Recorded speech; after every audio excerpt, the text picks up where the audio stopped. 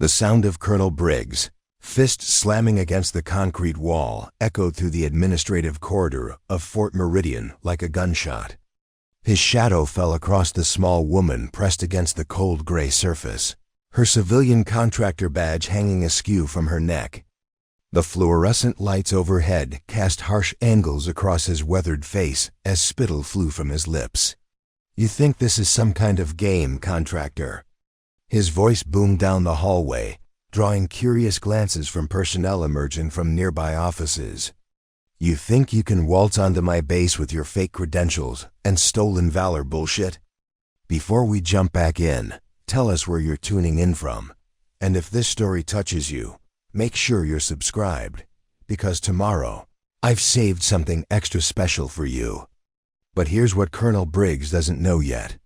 He's not just screaming at some random contractor trying to scam her way onto base. He's about to have his entire worldview shattered by 3 simple words that will make everyone within earshot question everything they thought they knew about classified operations. If you want to witness the exact moment when arrogance meets reality, when assumptions crash into truth so hard it breaks the internet, smash that subscribe button right now. Because what happens in the next 60 seconds will leave you speechless. And I guarantee you'll want to replay this moment at least 3 times. Lieutenant Kara Thorne stood perfectly still against the wall. Her plain gray contractor uniform wrinkled from a 12-hour shift, maintaining the base's communication systems. At 5'6" with auburn hair pulled back in a simple ponytail, she looked like exactly what her badge claimed, a civilian tech specialist earning $42,000 a year to keep the base's outdated computer networks functional. Her green eyes remained fixed on Colonel Briggs' face, showing neither fear nor defiance. Just the kind of practiced neutrality that came from years of absorbing verbal abuse without reaction. "I asked you a question, sweetheart." Briggs leaned closer, his coffee breath hot against her face. Behind him, Major Peters and Captain Williams had emerged from the briefing room, drawn by the commotion. Both men crossed their arms and settled in to watch what promised to be an entertaining display of a superior officer putting an uppity contractor in her place. "What the hell makes you think you can access classified terminals in the intelligence wing? Who told you that your little computer repair badge gives you clearance for SCIF areas?" The accusations had started 20 minutes earlier when Sergeant Reynolds spotted Kara emerging from the sensitive compartmented information facility with a toolkit in her hand. In Reynolds' mind, no contractor should have access to areas where the military's most sensitive intelligence was processed. A quick radio call to Colonel Briggs had resulted in this hallway confrontation, with Kara being accused of everything from identity theft to espionage. "Sir, I was performing scheduled maintenance on the secure communications array," Kara replied quietly, her voice steady despite the intimidating display. "Work Order 7749 Alpha, signed by Base Communications Officer Captain Martinez. All proper protocols were followed." Briggs' face reddened further. "Don't you dare quote protocols to me, little girl. I've been running security on this base for 8 years. I know every contractor who's authorized for classified areas, and your name isn't on that list. Matter of fact, your whole file stinks. 6 months on base, no previous military experience, minimal background check. You're exactly the kind of security risk that gets good soldiers killed." What Colonel Briggs couldn't see was the small crowd gathering in the perpendicular hallway. Word of the confrontation had spread through the administrative building with the speed that only military gossip could achieve. Enlisted personnel pretended to study bulletin boards while straining to overhear. Officers lingered near doorways, officially uninvolved, but personally invested in watching the contractor get dressed down by someone with actual authority. Among the observers stood Master Sergeant Rodriguez, a 30-year veteran whose weathered face showed the kind of skepticism that came from seeing too many situations that weren't quite what they appeared to be. Something about the contractor's posture bothered him. The way she held herself against the wall wasn't the cowering stance of someone caught in wrongdoing. It was the relaxed readiness of someone who'd been in far more dangerous situations than a verbal confrontation with an angry colonel. You know what I think? Briggs continued, his voice rising another octave. I think you're one of those wannabe military groupies. Probably bought some gear at a surplus store. Maybe got some fake documents online. Hell, I bet you're probably telling people you're former special operations, aren't you? Let me guess, Navy SEAL. That's always the go-to for you stolen valor bitches. The word bitches hung in the air like cordite after a rifle shot. Several observers shifted uncomfortably. Even in the testosterone-heavy environment of a military base, there were lines that professional officers shouldn't cross. But Briggs was beyond caring about professional courtesy. In his mind, he was defending the integrity of the uniform against someone who had no right to wear it, or even be near it. Kara's expression didn't change. She'd heard worse from actual enemies. Sir, I've never claimed military service. My contractor badge clearly identifies me as civilian personnel. If there's been a misunderstanding about my clearances, I'm happy to discuss it with Captain Martinez or base security. Oh, you'll be discussing it with base security, all right, Briggs snarled. Right after I have you arrested for trespassing in a classified area. Matter of fact, I'm thinking we should strip search you right here. Make sure you didn't steal any sensitive documents while you were playing pretend soldier in areas you had no business accessing. The threat of a strip search crossed another line. Master Sergeant Rodriguez stepped forward slightly, his jaw tightening. Captain Williams glanced at Major Peters, both men recognizing that their colonel was approaching behavior that would require official reports and uncomfortable conversations with higher command. But Kara Thorne simply straightened slightly against the wall. Her green eyes moved from Briggs' face to survey the growing crowd of observers. For just a moment, something flickered in her expression. Not fear or anger, but calculation. The look of someone making a tactical decision about how much trouble a situation was worth.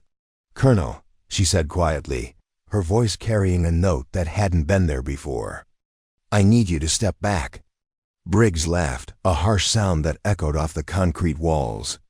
You need me to step back? You're giving me orders now? Lady, you're about to learn the difference between civilian life and military discipline. You're about to discover what happens when someone with no authority tries to tell a full-bird colonel what to do on his own base. He moved closer instead of stepping back. Close enough that his uniform shirt was almost touching her contractor badge. Close enough that she could smell the stale tobacco on his breath and see the broken capillaries in his nose that suggested a drinking problem he thought he was hiding, preparing, and narrating. This story took us a lot of time, so if you are enjoying it, subscribe to our channel. It means a lot to us. Now back to the story. Preparing and narrating this story took us a lot of time, so if you are enjoying it, subscribe to our channel. It means a lot to us. Now back to the story. I'm going to ask you one more time, Briggs said, his voice dropping to a menacing whisper that somehow carried to every person in the hallway. Who the hell do you think you are? And that's when everything changed. Because Kara Thorne was about to answer that question in a way that would haunt Colonel Briggs for the rest of his military career. The silence stretched for 3 heartbeats. The only sound was the distant hum of the base's ventilation system and the barely audible conversations of personnel pretending not to watch while hanging on every word. Then, Kara spoke 3 words that would transform everything everyone in that hallway thought they knew about authority, respect, and the difference between appearance and reality. The administrative wing of Fort Meridian had been designed in the 1970s by architects who apparently believed that fluorescent lighting and beige paint could somehow inspire military efficiency. The long corridors stretched like concrete arteries through the heart of the base's bureaucratic operations, lined with offices where personnel processed everything from supply requisitions to security clearances. It was here, in this temple of paperwork and protocol, that the most unlikely confrontations often occurred. Kara Thorne had been working these hallways for 6 months, invisible as furniture to most of the base personnel who hurried past her with their clipboards and urgent missions. She carried herself with the deliberate anonymity that civilian contractors learned to cultivate on military installations, present enough to do the job, invisible enough to avoid unwanted attention from officers who viewed contractors as necessary evils at best. Her daily routine was simple and predictable. Report to the communications office at 0600. Receive work orders from Captain Martinez's staff. Spend 8 to 12 hours crawling through server rooms and splicing fiber optic cables.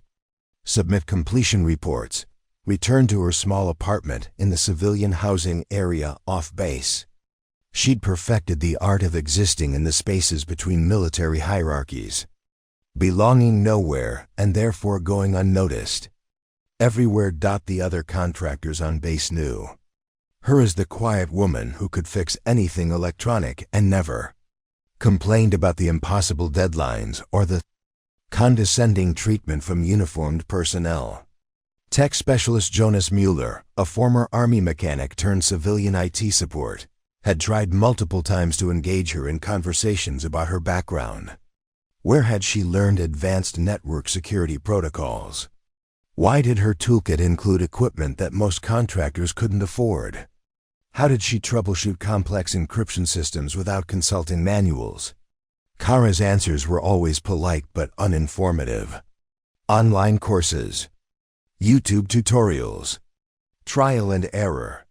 She had a gift for deflecting curiosity without seeming secretive, for providing explanations that satisfied surface-level interest while revealing absolutely nothing of substance.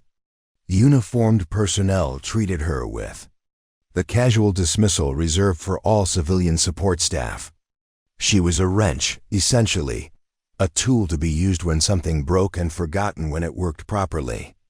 Enlisted men called her contractor as if it were her name.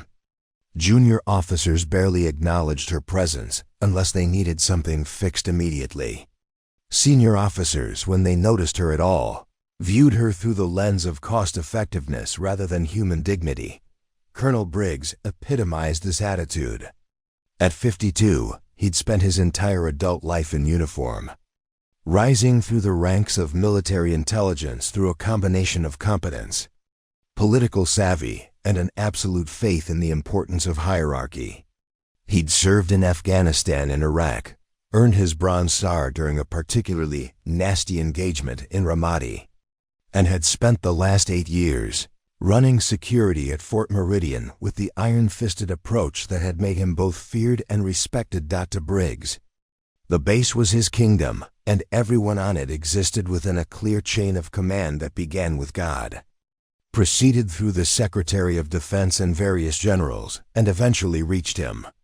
Contractors occupied the bottom of this hierarchy, just above janitors and significantly below the base's military working dogs.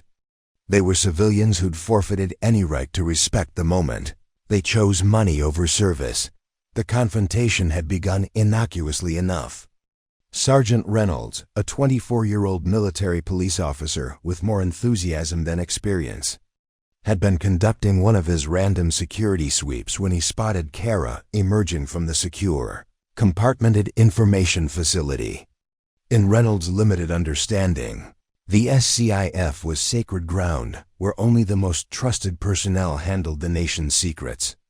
Seeing a contractor exit with tools and equipment triggered every security protocol he'd memorized during his brief training. His radio call to Colonel Briggs had been breathless with the excitement of someone who believed he'd uncovered a major security breach. "Sir, I've got a contractor who just exited the SCIF with unauthorized equipment. Appears to be conducting some kind of surveillance or data theft operation. Briggs' response had been immediate and volcanic.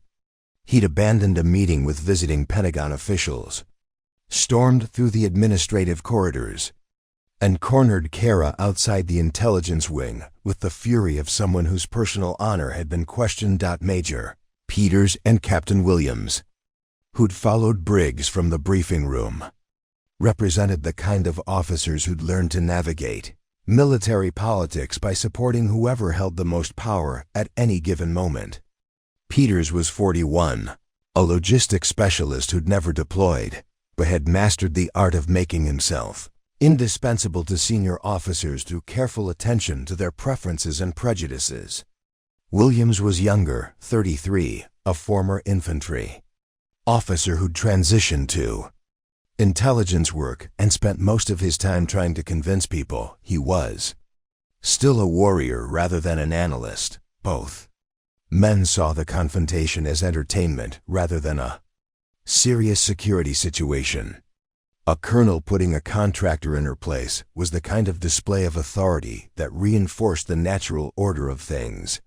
They positioned themselves to watch Briggs assert his dominance while ensuring their own faces showed appropriate disapproval of civilian overreach. The growing crowd of observers reflected the complex social dynamics that governed life on Fort Meridian. Enlisted personnel gathered with the barely concealed excitement of spectators at a car accident. Junior officers lingered with expressions of professional interest mixed with personal entertainment. Senior NCOs watched with the wariness of people who'd seen enough confrontations to recognize when situations might spiral beyond their apparent scope. Master Sergeant Rodriguez stood apart from the others, his 30 years of service having taught him to look beyond surface appearances. Something about Kara's body language troubled him. She held herself against the wall with the loose readiness of someone comfortable with confrontation, not the cowering fear of a civilian caught in wrongdoing. Her hands remained relaxed at her sides, her breathing steady, her eyes alert but unconcerned. Rodriguez had served with enough special operations personnel to recognize certain tells. The way someone scanned exits while appearing to focus elsewhere. The unconscious positioning that kept their back protected and their movement options open.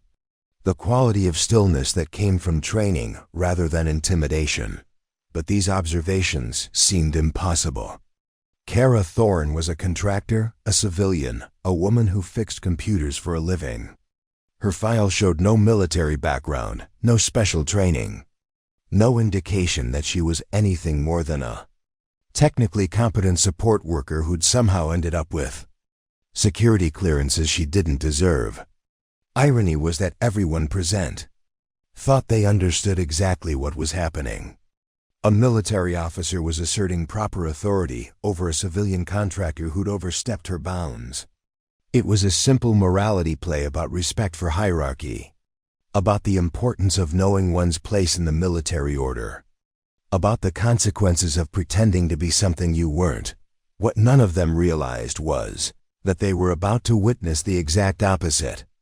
They were about to learn that assumptions could be deadly, that appearances could be weapons, and that sometimes the most dangerous people in any room were the ones who worked hardest to remain invisible. Because Kara Thorne wasn't just a contractor fixing computers. She was someone whose very presence on Fort Meridian was itself classified at levels that would make Colonel Briggs' security clearance look like a library card. And she was about to prove that the most effective camouflage wasn't woodland patterns or digital pixels, it was a civilian badge. And the universal tendency to underestimate anyone who didn't wear a uniform. The hallway had become an amphitheater, with 40-plus spectators arranged in a rough semicircle around the confrontation. Coffee breaks had been extended, bathroom visits delayed. Important meetings suddenly forgotten as word spread that Colonel Briggs was having an epic meltdown over some contractor in the admin building. But Master Sergeant Rodriguez continued watching Kara's hands, and what he saw there made him increasingly uncomfortable.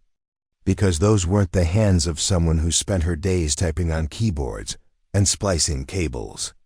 Those were hands marked by different kinds of work entirely.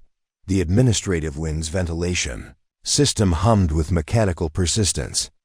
But Master Sergeant Rodriguez had stopped hearing it 15 minutes ago. His attention was locked on details that shouldn't have existed, inconsistencies that made his 30 years of military experience send up warning flares in his mind.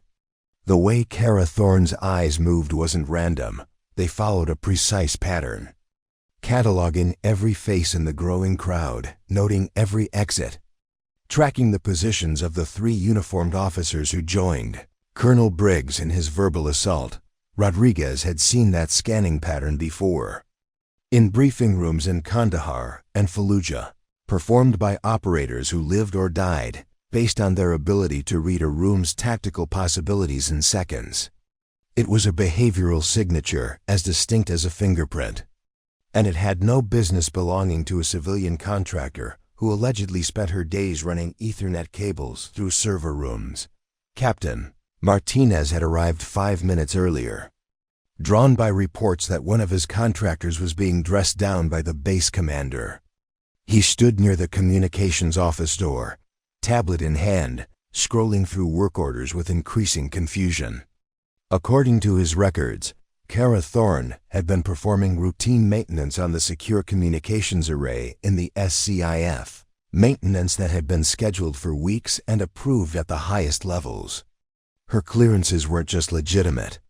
They were comprehensive enough to make Martinez wonder who exactly had vouched for a civilian contractor to access systems that most military personnel couldn't even approach.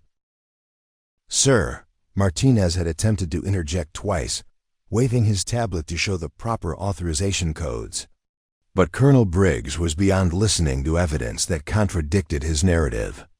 In Briggs' mind, the situation was simple. A contractor had violated security protocols, and he was going to make an example of her. That would remind everyone on base about the importance of respecting military authority.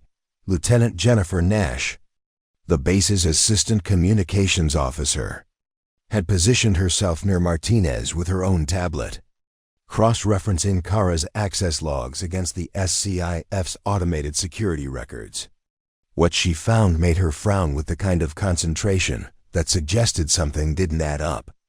According to the system logs, Kara's biometric scan had not only been accepted by the facility's most advanced security measures, it had been processed with a priority code that Nash had never seen before. Priority codes were typically reserved for emergency scenarios or visits by personnel whose clearance levels exceeded those of local base command. The fact that a contractor possessed authentication credentials that triggered such high-level system responses was unprecedented in Nash's 3 years of managing the base's classified access protocols. She pulled up Kara's personnel file on her tablet, hoping to find some explanation for the apparent discrepancy. The file was remarkably thin for someone with such extensive access privileges. Basic biographical data, education credentials that seemed adequate but not exceptional, employment history that showed a series of short-term technical support contracts at various military installations. No prior service record, no special training certifications, no indication of how she'd obtained the kind of security clearances that typically required years of background investigations. But buried in the file's administrative notes was a single line that made Nash pause. Clearance verification. See OPSEC file 7734 black. She'd never encountered a black-coded OPSEC file before, but she knew enough about military classification systems to understand that such files contained information restricted to specific operational communities.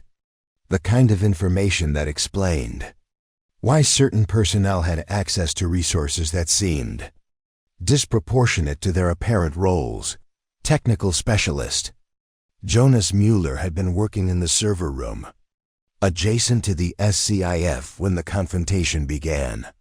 Through the reinforced glass windows that separated the technical areas from the administrative corridors, he'd been watching the scene unfold with growing bewilderment.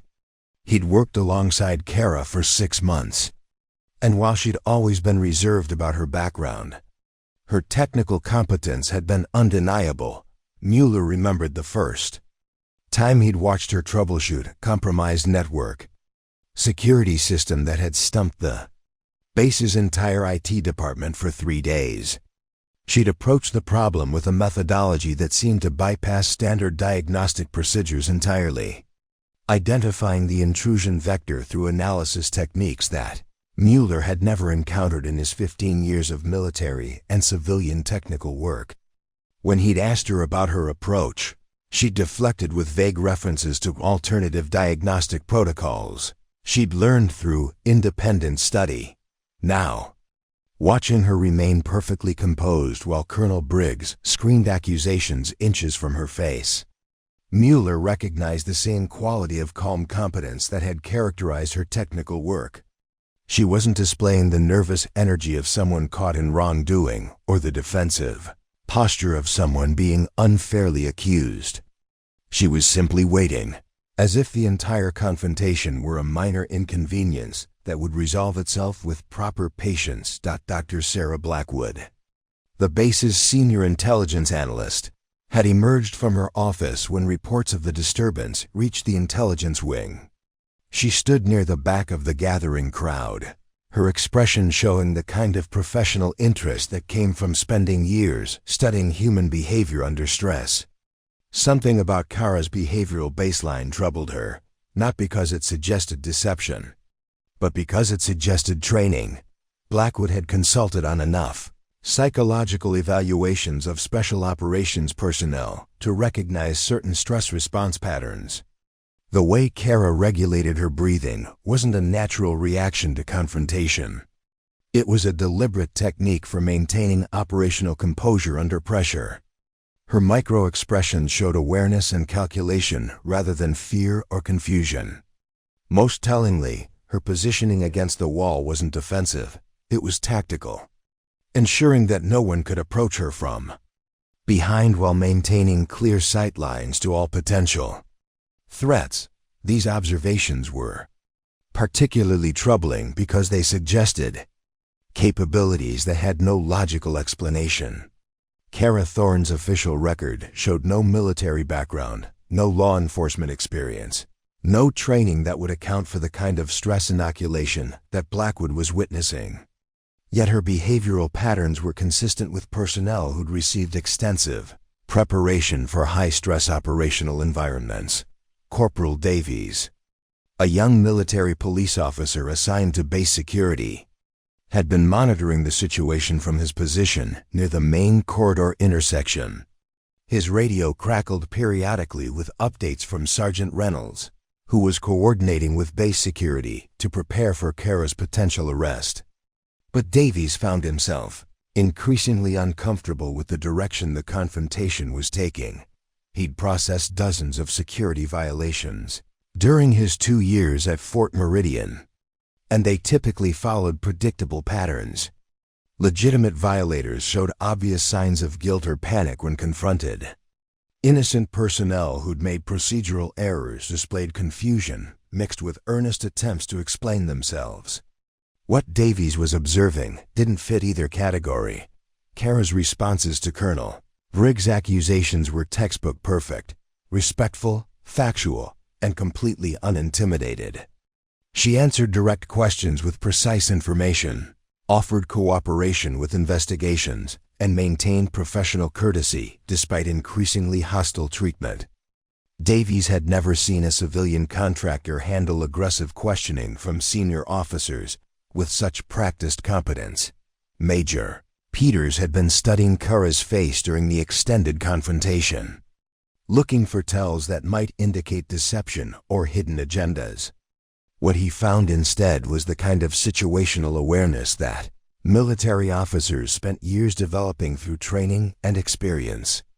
She tracked conversations around her while maintaining focus on Colonel Briggs, processed multiple information streams simultaneously, and demonstrated the kind of multitasking capability that suggested advanced cognitive training. Peters began to wonder if the base's personnel files were somehow incomplete It seemed impossible that someone with Kara's apparent composure and competence had emerged from civilian life without prior exposure to military or law enforcement culture.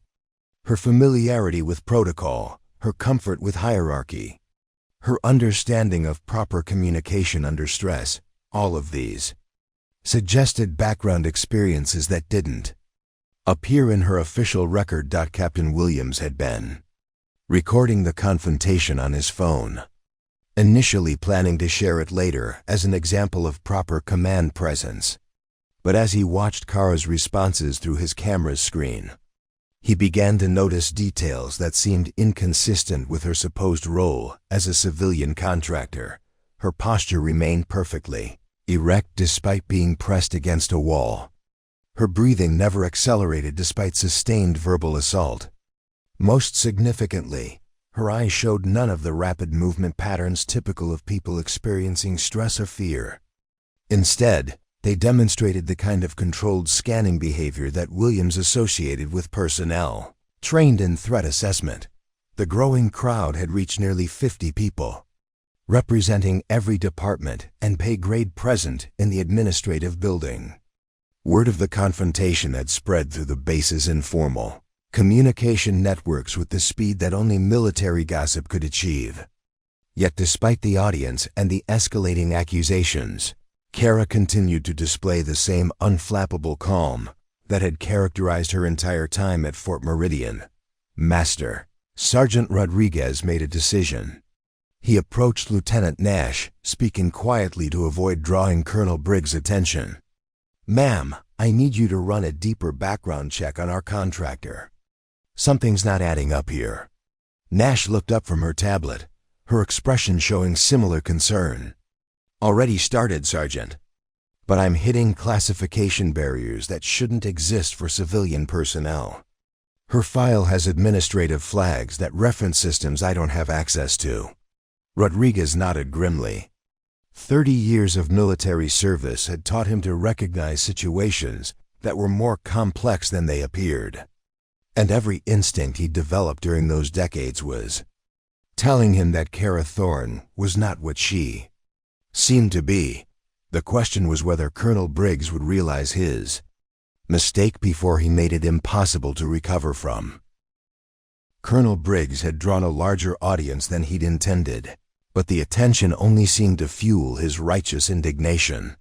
What had begun as a simple security matter had transformed into a public demonstration of military authority, and backing down now would undermine his credibility with every person watching. He gestured dramatically to the growing crowd, his voice carrying the theatrical projection of someone performing for an audience rather than conducting a legitimate investigation. "Everyone here needs to see this," Briggs announced, turning partially away from Kara to address the assembled personnel. "This is what happens when we let civilian contractors operate without proper oversight. This is why we can't afford to lower our standards or compromise our security protocols for the sake of political correctness or cost-effectiveness." Major Peters stepped forward, sensing an opportunity to align himself with his superior's narrative. "Sir, should we contact base security to conduct a formal search? If she's been accessing classified systems without authorization, she might have compromised materials on her person." His suggestion carried the weight of someone who understood how to escalate situations in ways that demonstrated loyalty to commanding officers. Captain Williams pulled out his radio, making a show of coordinating with security personnel. "Security Team Alpha, this is Captain Williams. We have a potential security breach in the administrative wing. Requesting immediate support for detention and search procedures." The radio crackled with acknowledgments, and Williams allowed himself a satisfied smile as he watched Kara's face for signs of panic that never materialized. The systematic escalation should have broken any contractor's composure. Kara was facing accusations of espionage, threats of strip searching, and the prospect of federal arrest, all while being publicly humiliated in front of dozens of military personnel. Yet she continued to demonstrate The kind of emotional regulation that suggested either remarkable personal strength or extensive training in handling high-pressure situations. Sergeant First Class Martinez had joined the crowd after hearing about the confrontation through the base's informal communication networks. Unlike the other observers, Martinez carried himself with the quiet confidence of someone who'd seen actual combat and understood the difference between theatrical displays of authority and genuine leadership. He studied Kara's behavior with the analytical mindset of a professional soldier who'd learned to identify threats and assess capabilities under stress. What Martinez observed troubled him profoundly. Kara's response patterns were identical to those he'd witnessed among special operations personnel during pre-deployment stress testing. Her breathing remained controlled, her posture stayed relaxed, and her eyes continued their systematic scanning of the environment, all indicators of someone who'd been trained to maintain operational effectiveness under extreme psychological pressure. Martinez had worked with enough intelligence operatives to recognize certain behavioral signatures. The way Kara positioned herself against the wall wasn't defensive. It was tactical positioning that ensured clear fields of fire and eliminated blind spots. Her apparent submissiveness was actually a form of active camouflage, allowing her to gather information about everyone present while appearing harmless and unremarkable. Technical specialist. Chun had emerged from the server room where she'd been monitoring network security protocols. She'd worked alongside Kara on several complex installations over the past 6 months and had noticed inconsistencies that seemed minor at the time but now appeared significant in retrospect. Kara's familiarity with military communication encryption standards exceeded what civilian contractors typically learn through standard training programs. Chun remembered a particularly challenging network security upgrade that had required integration with classified military communication systems. Kara had navigated the technical protocols with an efficiency that suggested prior experience rather than real-time learning. Her understanding of operational security procedures had been comprehensive, enough to make Chun wonder about her educational background. But Kara's deflections had been so skillful that Chun had never pursued the question seriously. Now, watching Kara maintain perfect composure while facing accusations that would terrify most civilian contractors, Chun began to suspect that her colleague's technical competence was only one aspect of a much more complex skill set. Dr. Blackwood had moved closer to the confrontation, ostensibly to observe the psychological dynamics at play, but actually to study Kara's stress response patterns more carefully. As the base's senior intelligence analyst, Blackwood had extensive experience evaluating personnel under pressure, and what she observed defied conventional explanation. Kara's behavioral baseline suggested someone who'd been exposed to significantly more stressful situations than public confrontation with an angry colonel. Her autonomic nervous system showed none of the typical indicators of acute stress: no accelerated breathing, no visible perspiration, no micro-expressions indicating fear or anxiety. Instead, she displayed the kind of regulated calm that Blackwood associated with personnel who'd received extensive stress inoculation training. Most significantly, Kara's tactical awareness remained acute despite the apparent focus required to manage Colonel Briggs' verbal assault.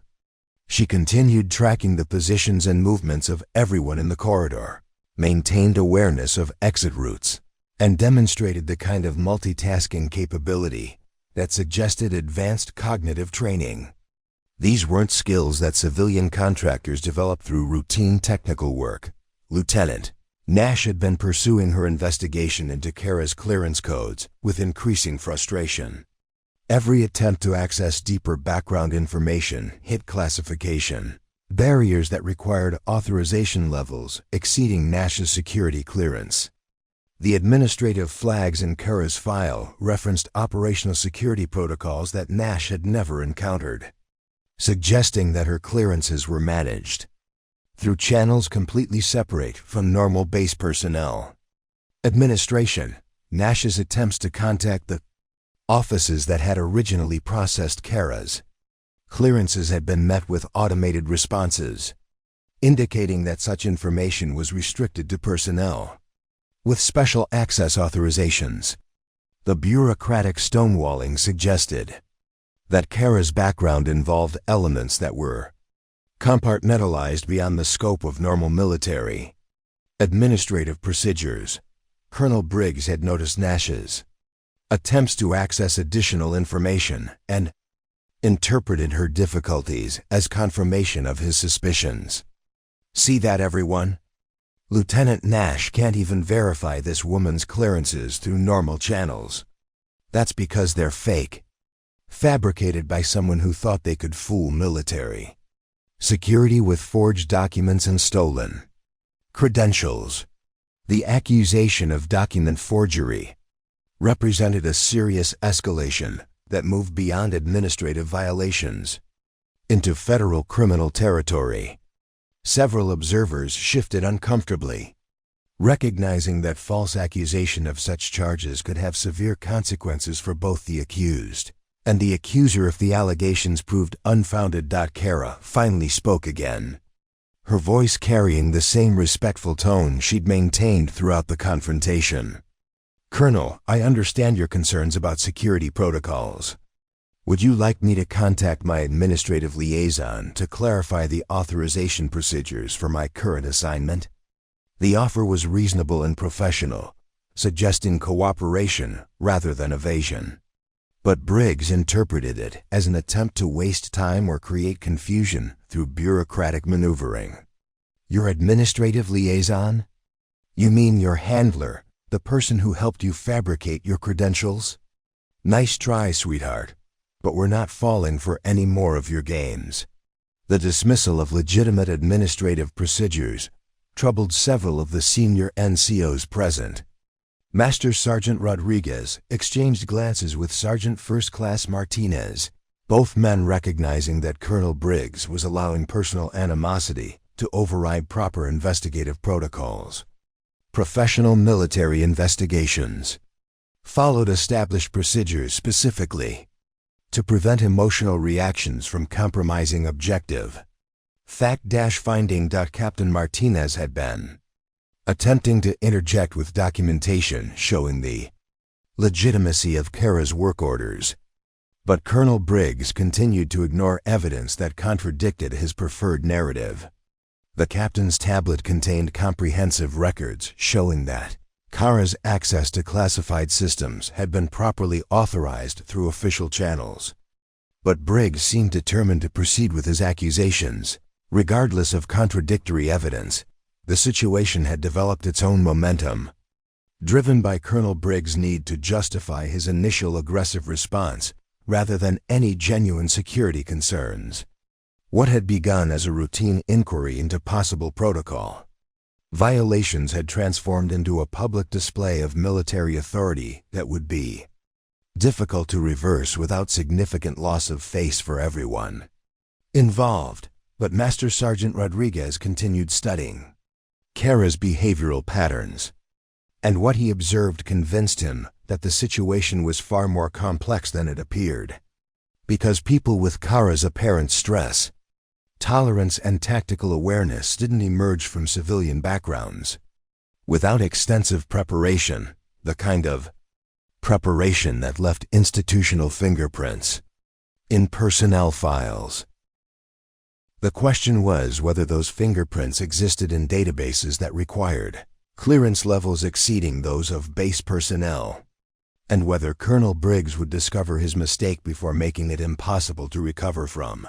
The moment Colonel Briggs decided to escalate beyond verbal accusations, the entire dynamic in the administrative corridor shifted into dangerous territory.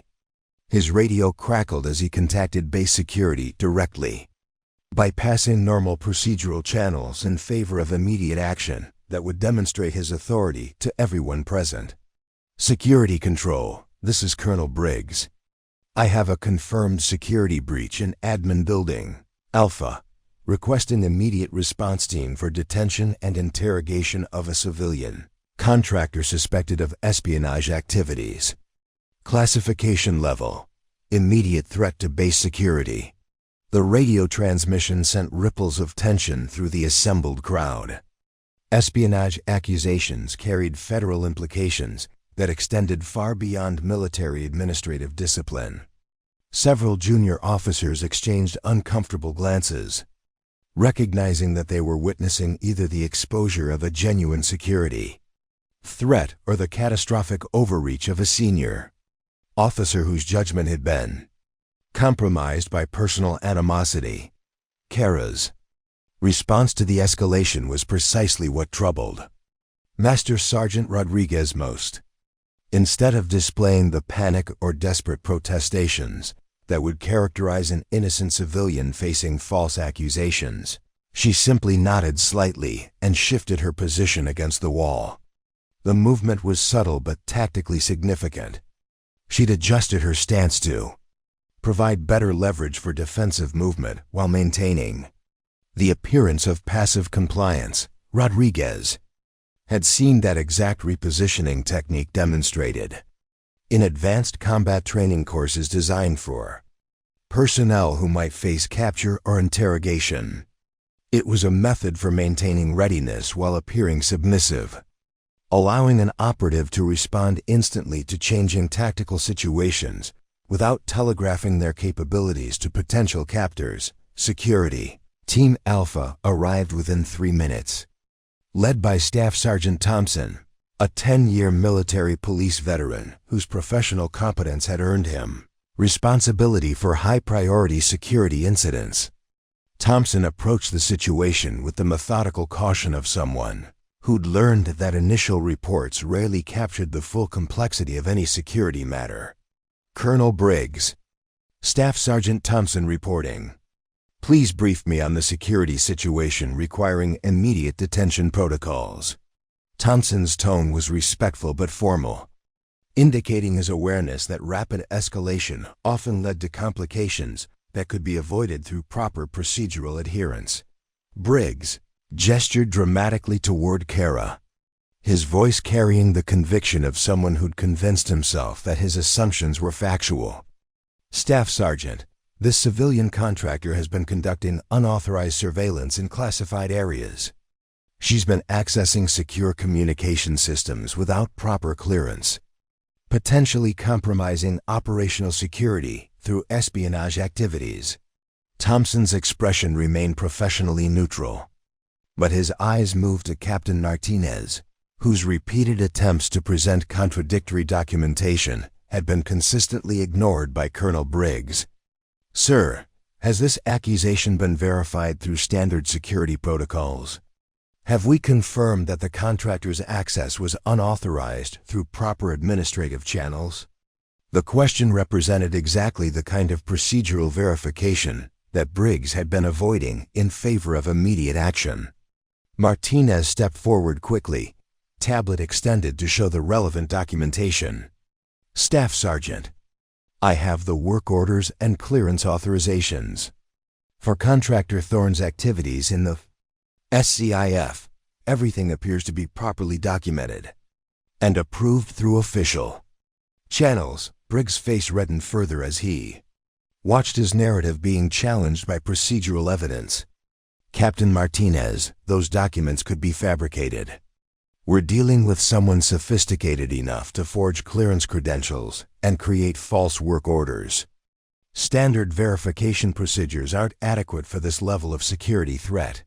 The accusation of document fabrication represented a serious escalation that troubled Staff Sergeant Thompson significantly.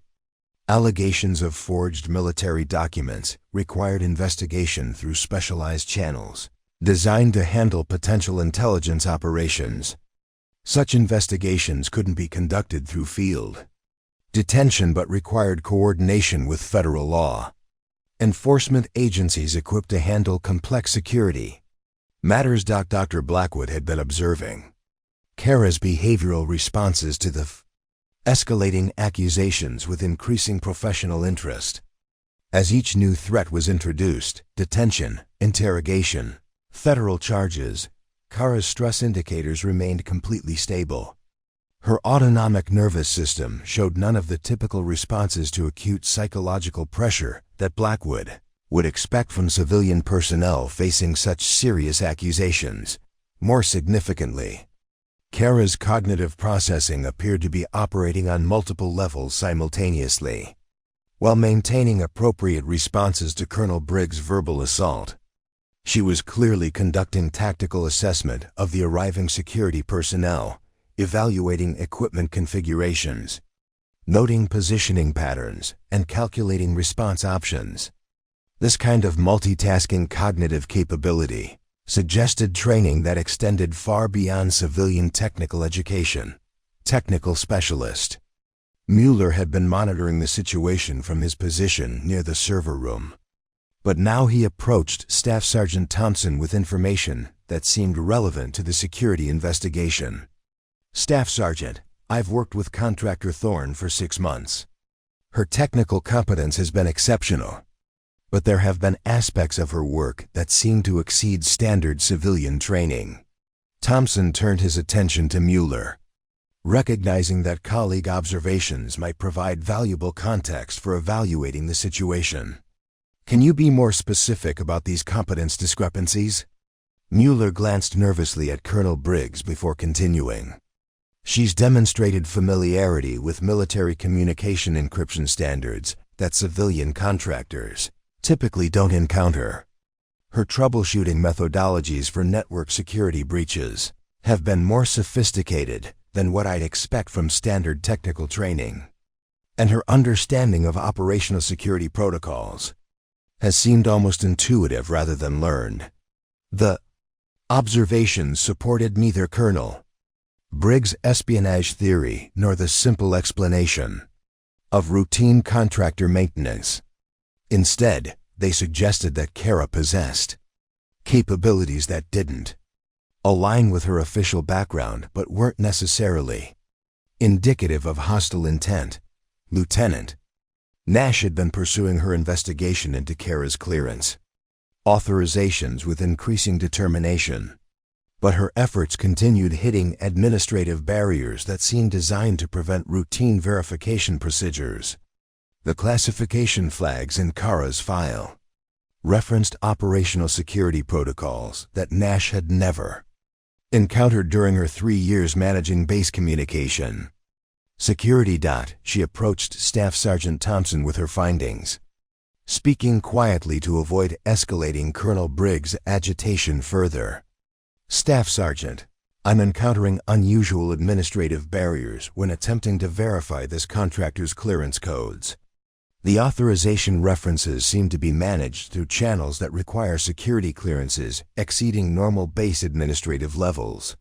Thompson studied Nash's tablet, noting the classification codes that appeared in Kara's authorization files.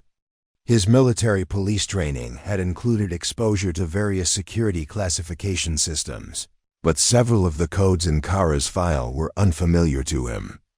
That unfamiliarity suggested that her clearances were managed through specialized channels typically reserved for personnel involved in highly compartmentalized operations. Captain Williams had been coordinating with additional security personnel through his radio, but his communications had generated unexpected responses that complicated rather than clarified the situation.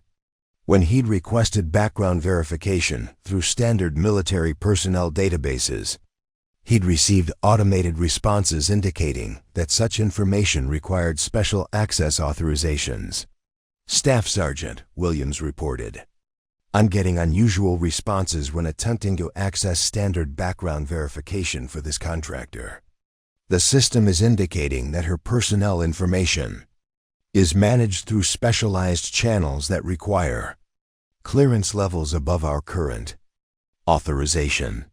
The accumulating evidence painted a picture that didn't support Colonel Briggs' espionage theory, but also couldn't be explained through routine civilian contractor procedures. Kara's clearances, technical competence, and behavioral patterns all suggested involvement with operational communities that maintained strict compartmentalization protocols. Staff Sergeant Thompson was beginning to recognize that the situation required careful handling rather than immediate action. His military police experience had taught him that cases involving specialized clearances and compartmentalized operations often contained elements that weren't immediately apparent to base-level personnel. Colonel Briggs, however, interpreted the administrative complications as further evidence supporting his accusations. You see, the system can't verify her credentials because they're fake. These administrative barriers are just smokescreens designed to confuse legitimate security investigations. But Master Sergeant Rodriguez had reached a different conclusion based on his observation of Kara's continued behavioral patterns. Her responses to escalating threats remained consistent with someone who possessed extensive training in handling high-pressure situations. More significantly, her tactical awareness suggested familiarity with security protocols that exceeded what civilian contractors would normally encounter. Rodriguez approached Staff Sergeant Thompson privately, speaking in the low tones that senior NCOs use when discussing matters that might have implications beyond their immediate scope. Staff Sergeant, I think we need to proceed very carefully here. This contractor's behavioral patterns are consistent with someone who's received advanced training in stress management and tactical awareness.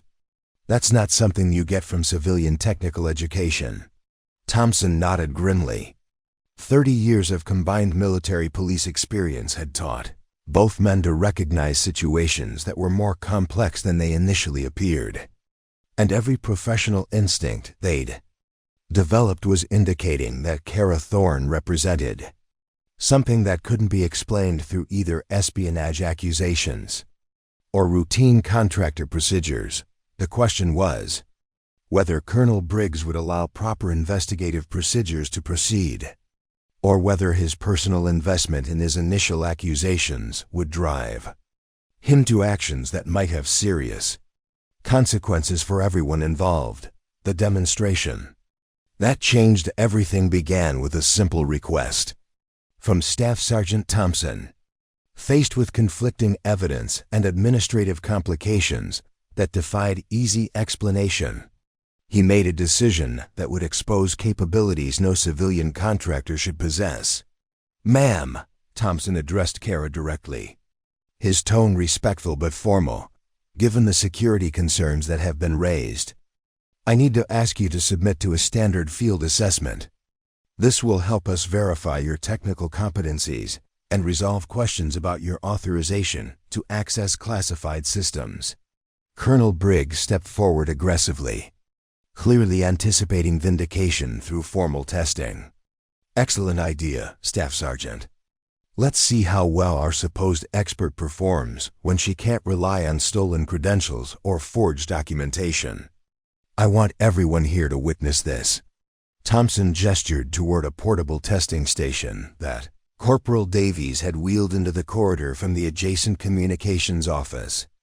The unit contained standard military communication equipment, encrypted radios, network security terminals, and tactical communication devices that required specific technical knowledge to operate properly. For legitimate military communications personnel, the equipment represented routine tools of their profession.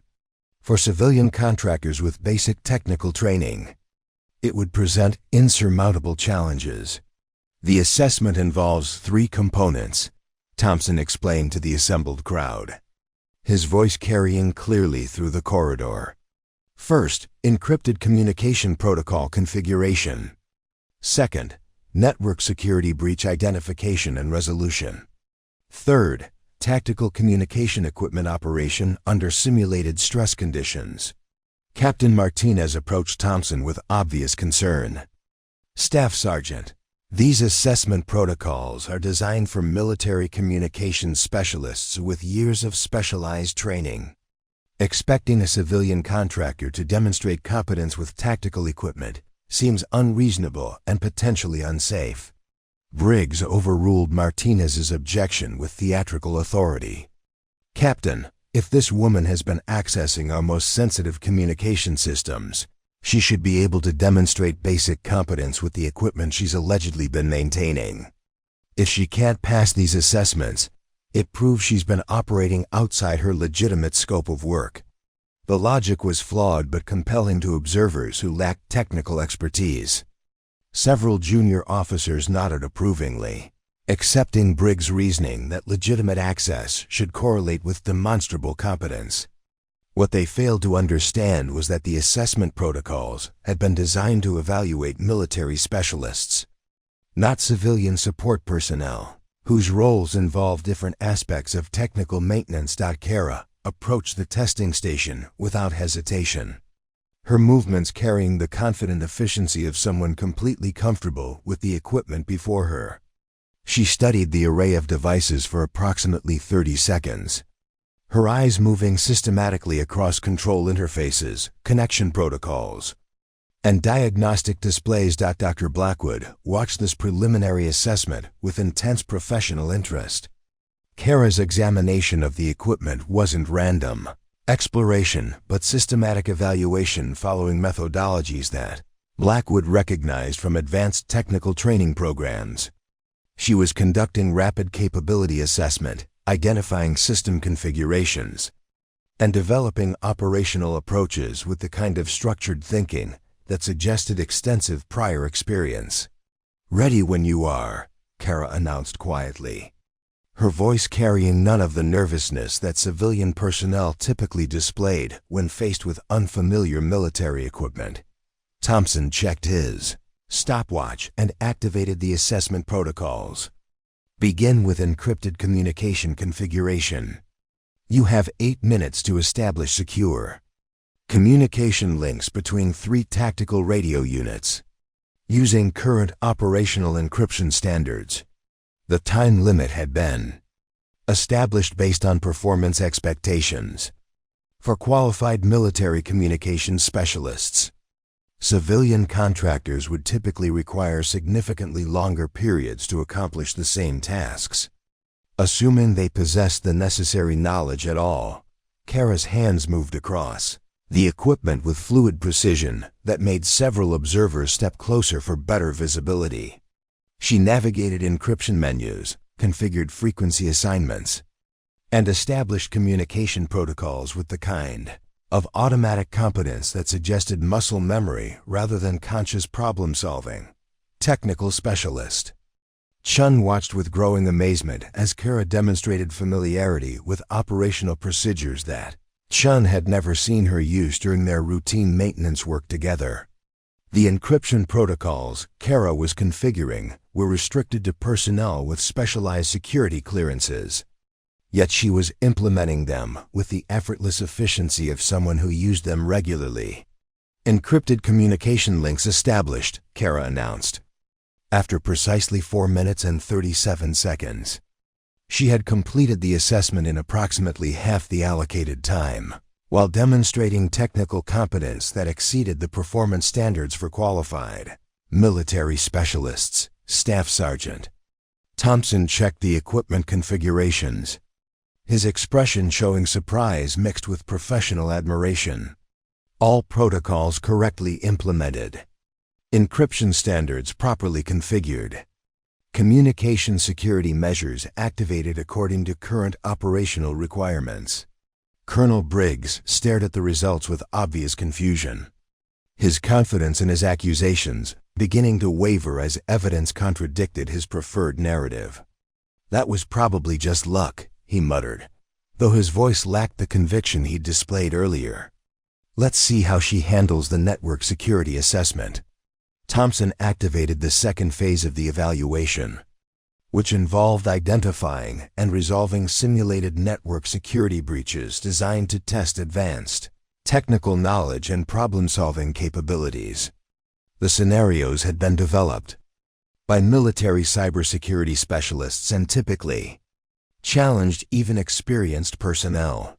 "You have 12 minutes to Identify 3 simulated security breaches and implement appropriate countermeasures, Thompson announced. The scenarios represent actual threat patterns encountered in operational environments. Kara approached the network security terminal with the same systematic confidence she displayed during the communication assessment. Her fingers moved across the keyboard with remarkable speed, navigating diagnostic interfaces and security monitoring systems with the kind of practiced efficiency that suggested extensive familiarity with military cybersecurity protocols. Lieutenant Nash positioned herself where she could observe Kara's diagnostic methodology directly. What she witnessed was troubling for reasons that had nothing to do with suspected espionage. Kara was implementing network security analysis techniques that Nash had only encountered during specialized training courses, restricted to personnel with advanced cybersecurity clearances.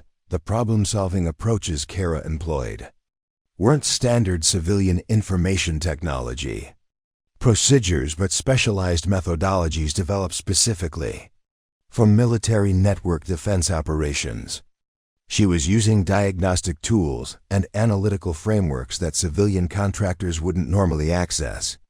Yet she wielded them with the confident competence of someone who used them regularly. First breach identified and neutralized, Kara announced after 3 minutes.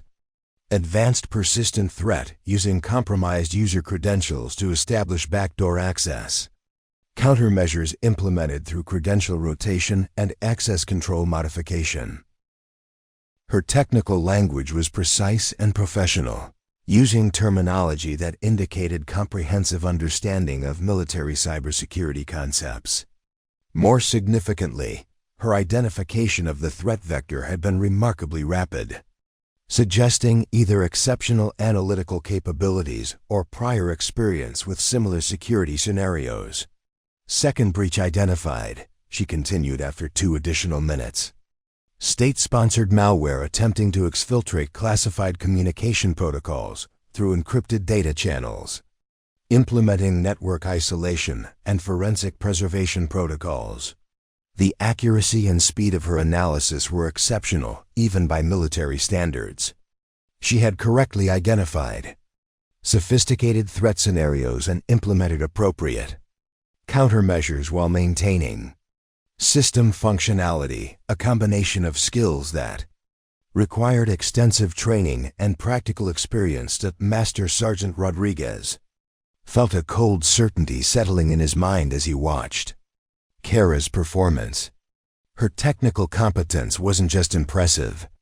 It was precisely calibrated to operational requirements that civilian contractors would never encounter. She wasn't demonstrating general technical ability, but specific expertise in military cybersecurity operations. Third breach identified and neutralized, Kara announced after 8 minutes total. Insider threat utilizing authorized access credentials to install surveillance software on classified communication systems. Threat neutralized through access revocation and system restoration from verified clean backups. Staff Sergeant Thompson checked her work against the assessment answer key, his expression showing amazement that bordered on disbelief. All threat vectors correctly identified. All countermeasures properly implemented. System security restored to operational standards. Total time, 8 minutes, 15 seconds. The performance was exceptional, not just for a civilian contractor, but for military personnel with years of specialized training. Kara had completed complex cyber security assessments in 2/3 of the allocated time while demonstrating technical competence that exceeded the capabilities of most qualified military specialists. Colonel Briggs stood frozen, his accusations of incompetence and fraud completely undermined by evidence he couldn't deny or dismiss. The woman he'd been denouncing as a security risk had just demonstrated capabilities that proved she possessed exactly the kind of expertise that would justify her access to classified systems.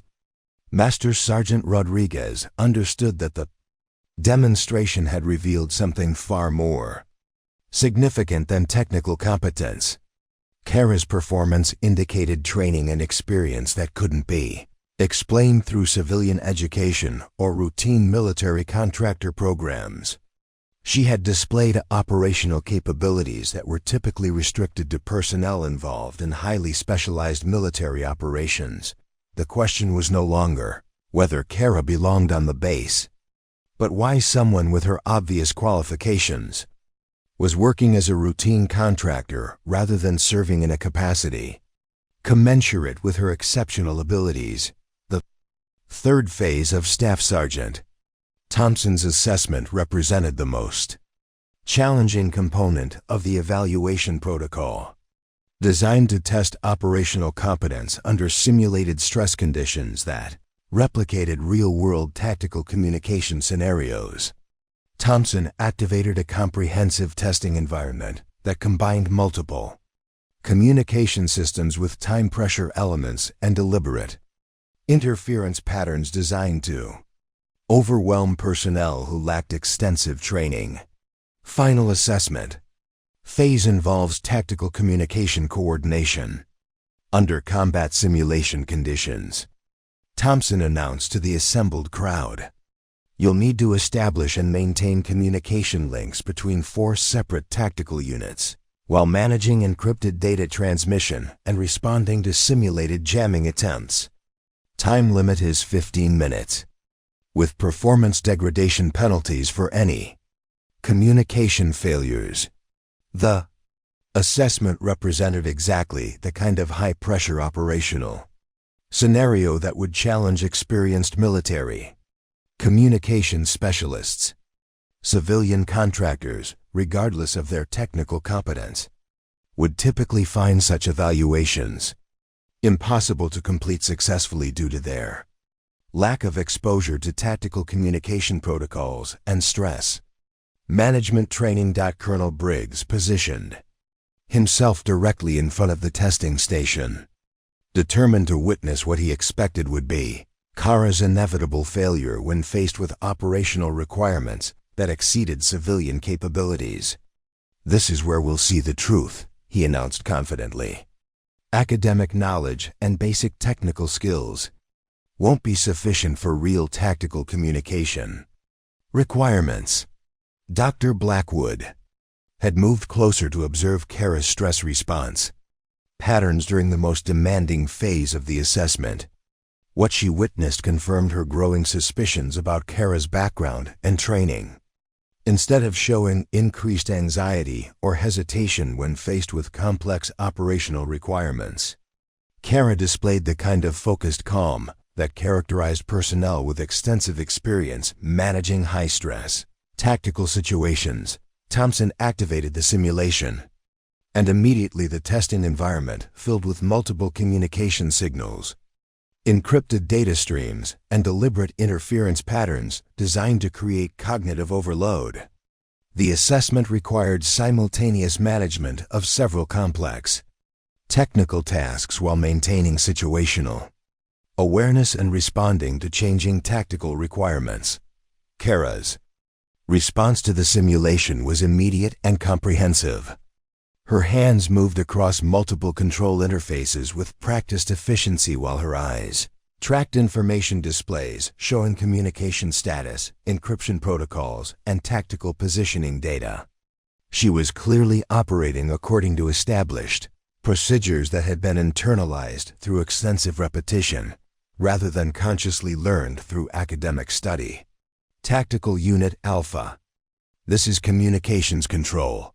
Kara spoke into the first radio headset, her voice carrying the professional tone and precise articulation that characterized military communication protocols. "Establishing secure communication link using encryption standard Tango 77. Confirm reception and authentication." Her communication procedure was textbook military protocol, delivered with the confidence and precision that indicated extensive familiarity with tactical communication requirements.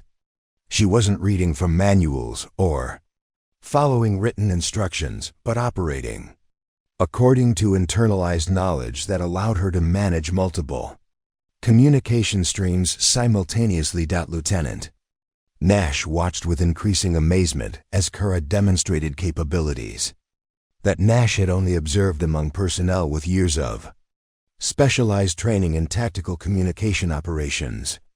The efficiency with which Kara managed encryption protocols, frequency assignments, and data transmission coordination exceeded the performance standards typically expected from civilian technical support personnel. Communication jamming detected on frequencies 4 through 7. Kara announced while adjusting multiple radio configurations without interrupting her ongoing coordination with the 4 simulated tactical units, implementing frequency hopping protocols and switching to backup communication channels. All tactical units maintain operational communication capability. Her response to simulated jamming attempts was immediate and technically sophisticated, demonstrating familiarity with electronic warfare countermeasures that civilian contractors wouldn't normally encounter.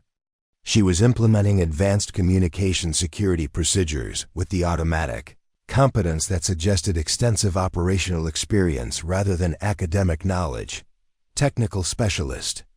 Mueller positioned himself where he could observe Kara's technical methodology directly, hoping to understand how she was accomplishing tasks that seemed to exceed her supposed training and experience. What he witnessed was troubling for reasons that had nothing to do with suspected security violations. Kara was using communication equipment with the intuitive familiarity that characterized operators who'd spent years working with identical systems under operational conditions. Her manipulation of controls was automatic and efficient, suggesting muscle memory that had been developed through extensive practical use rather than occasional maintenance activities. Encrypted data transmission initiated between all tactical units. Kara reported while managing multiple information streams simultaneously. Communication security protocols active. Tactical coordination networks fully operational despite continued jamming attempts. Her technical language remained precise and professional throughout the assessment, using terminology that indicated comprehensive understanding of military communication operations. More significantly, her stress management under simulated combat conditions was exceptional, showing none of the performance degradation that typically affected personnel during their first exposure to tactical communication scenarios. Captain Martinez had been monitoring the assessment results through his tablet, cross-referencing Kara's performance against established standards for military communication specialists. What the data showed was unprecedented. Kara was not only completing the assessment successfully, but exceeding performance benchmarks established for personnel with years of specialized training. Sir, Martinez approached Staff Sergeant Thompson quietly. Her performance metrics are exceptional, even by military standards.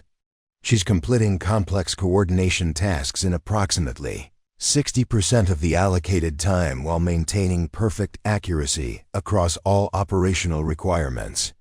Thompson checked his own monitoring equipment, confirming Martinez's observations.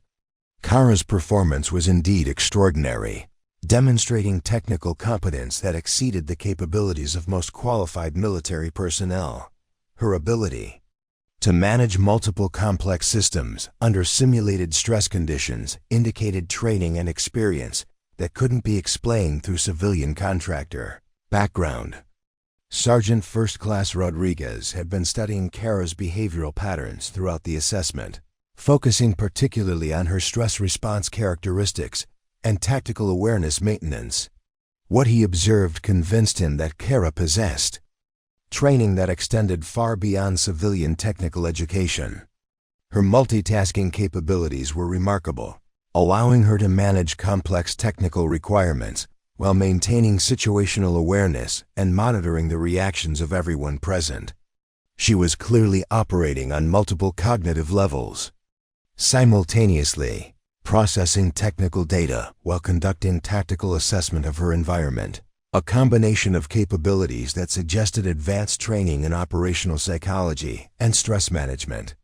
Assessment complete, Kara announced after 12 minutes and 43 seconds. All tactical units maintaining secure communication links. Encrypted data transmission successful across all networks. Electronic warfare countermeasures effective against all jamming attempts. Communication systems fully operational and ready for extended tactical operations. Staff Sergeant Thompson checked the comprehensive results, his expression showing amazement that bordered on disbelief. Perfect completion across all assessment categories. Technical competence exceeds established performance standards. Operational effectiveness under stress conditions rated as exceptional. The silence that followed Thompson's announcement was profound and uncomfortable. Colonel Briggs stood frozen. His accusations of incompetence and fraud completely undermined by evidence that couldn't be denied, dismissed, or explained through his preferred narrative of civilian contractor overreach. But Master Sergeant Rodriguez understood that the demonstration had revealed something far more significant than exceptional technical competence. Kara's performance indicated capabilities that were typically restricted to personnel involved.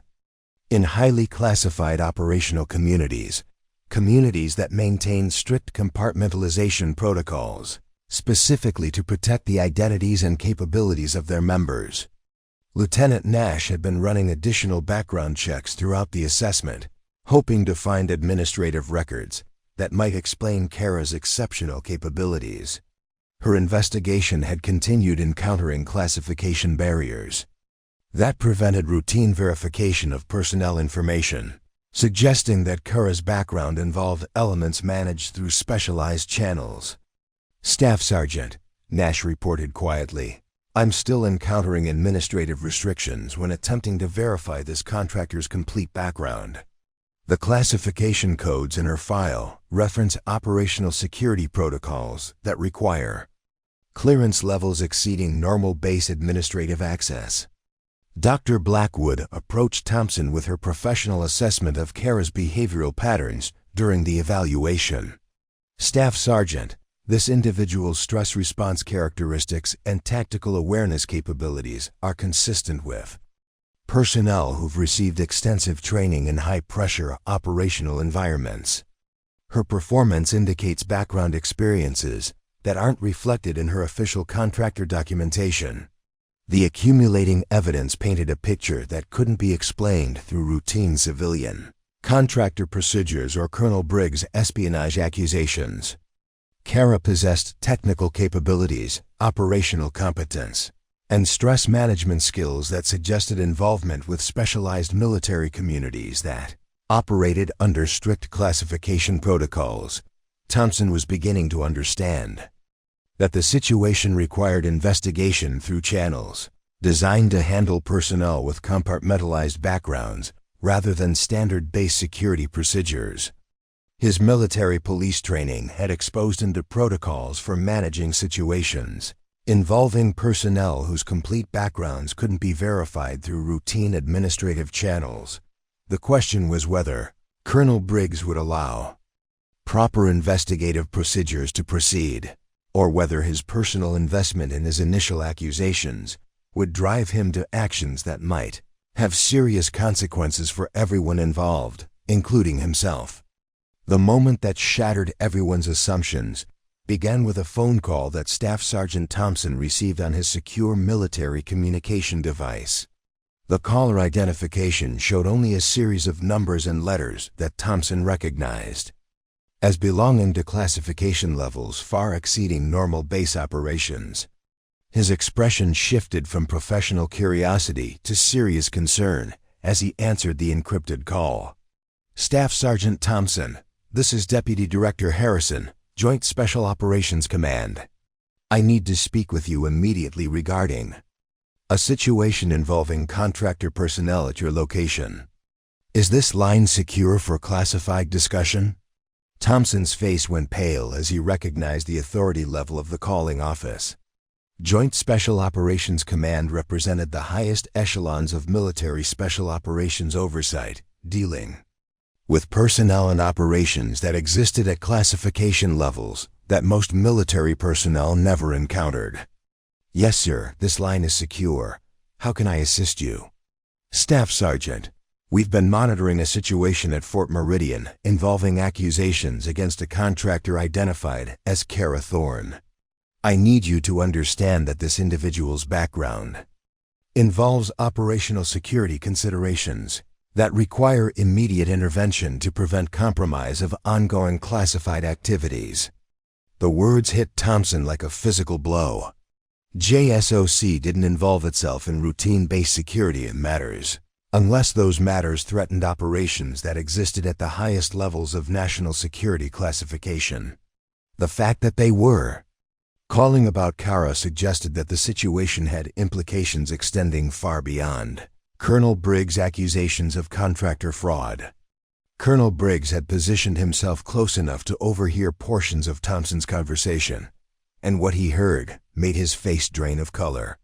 References to JSOC and operational security suggested that the situation he'd initiated was far more complex than he'd understood.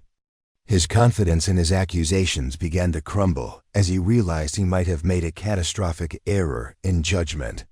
Sir, Thompson responded carefully, the situation here involves allegations of unauthorized access to classified systems by civilian contractor personnel. Colonel Briggs has initiated detention procedures based on suspected security violations. Staff Sergeant, I need you to listen very carefully. The individual you're dealing with is operating under cover assignments that are classified at levels requiring special access clearances. Her presence at your facility and her apparent civilian status are part of operational protocols that cannot be discussed over standard communication channels. The revelation struck the assembled crowd like lightning. Master Sergeant Rodriguez felt pieces of a complex puzzle suddenly clicking into place in his mind. Kara's exceptional technical competence, her stress management capabilities, her tactical awareness, and the administrative barriers surrounding her background verification. All of these inconsistencies made perfect sense if she was operating under deep cover assignments that required maintaining civilian contractor identities. Dr. Blackwood understood immediately why her psychological assessment of Kara had identified behavioral patterns consistent with advanced operational training. Personnel operating under deep cover assignments received extensive preparation in maintaining false identities while conducting specialized missions that required integration into civilian or military environments without revealing their true capabilities or affiliations. Lieutenant Nash's encounters with classification barriers when attempting to verify Kara's background suddenly became explicable. Personnel operating under JSOC oversight maintained compartmentalized identities that were protected through administrative systems designed to prevent routine verification procedures from compromising ongoing operations. Deputy Director, Thompson continued, his voice showing the strain of realizing he was dealing with a situation that exceeded his training and experience. What are your instructions regarding the current security investigation? Immediate cessation of all detention procedures and formal acknowledgement that the contractor in question possesses all necessary clearances for her current assignment. Additionally, I need to speak directly with the senior officer who initiated these accusations to discuss the operational security implications of his actions. Colonel Briggs stepped forward, his earlier confidence completely evaporated and replaced by the horrible understanding that he had potentially compromised classified operations through his aggressive pursuit of what he'd assumed were legitimate security concerns. This is Colonel Briggs. I initiated the security investigation based on suspected unauthorized access to classified systems. Colonel Briggs, this is Deputy Director Harrison.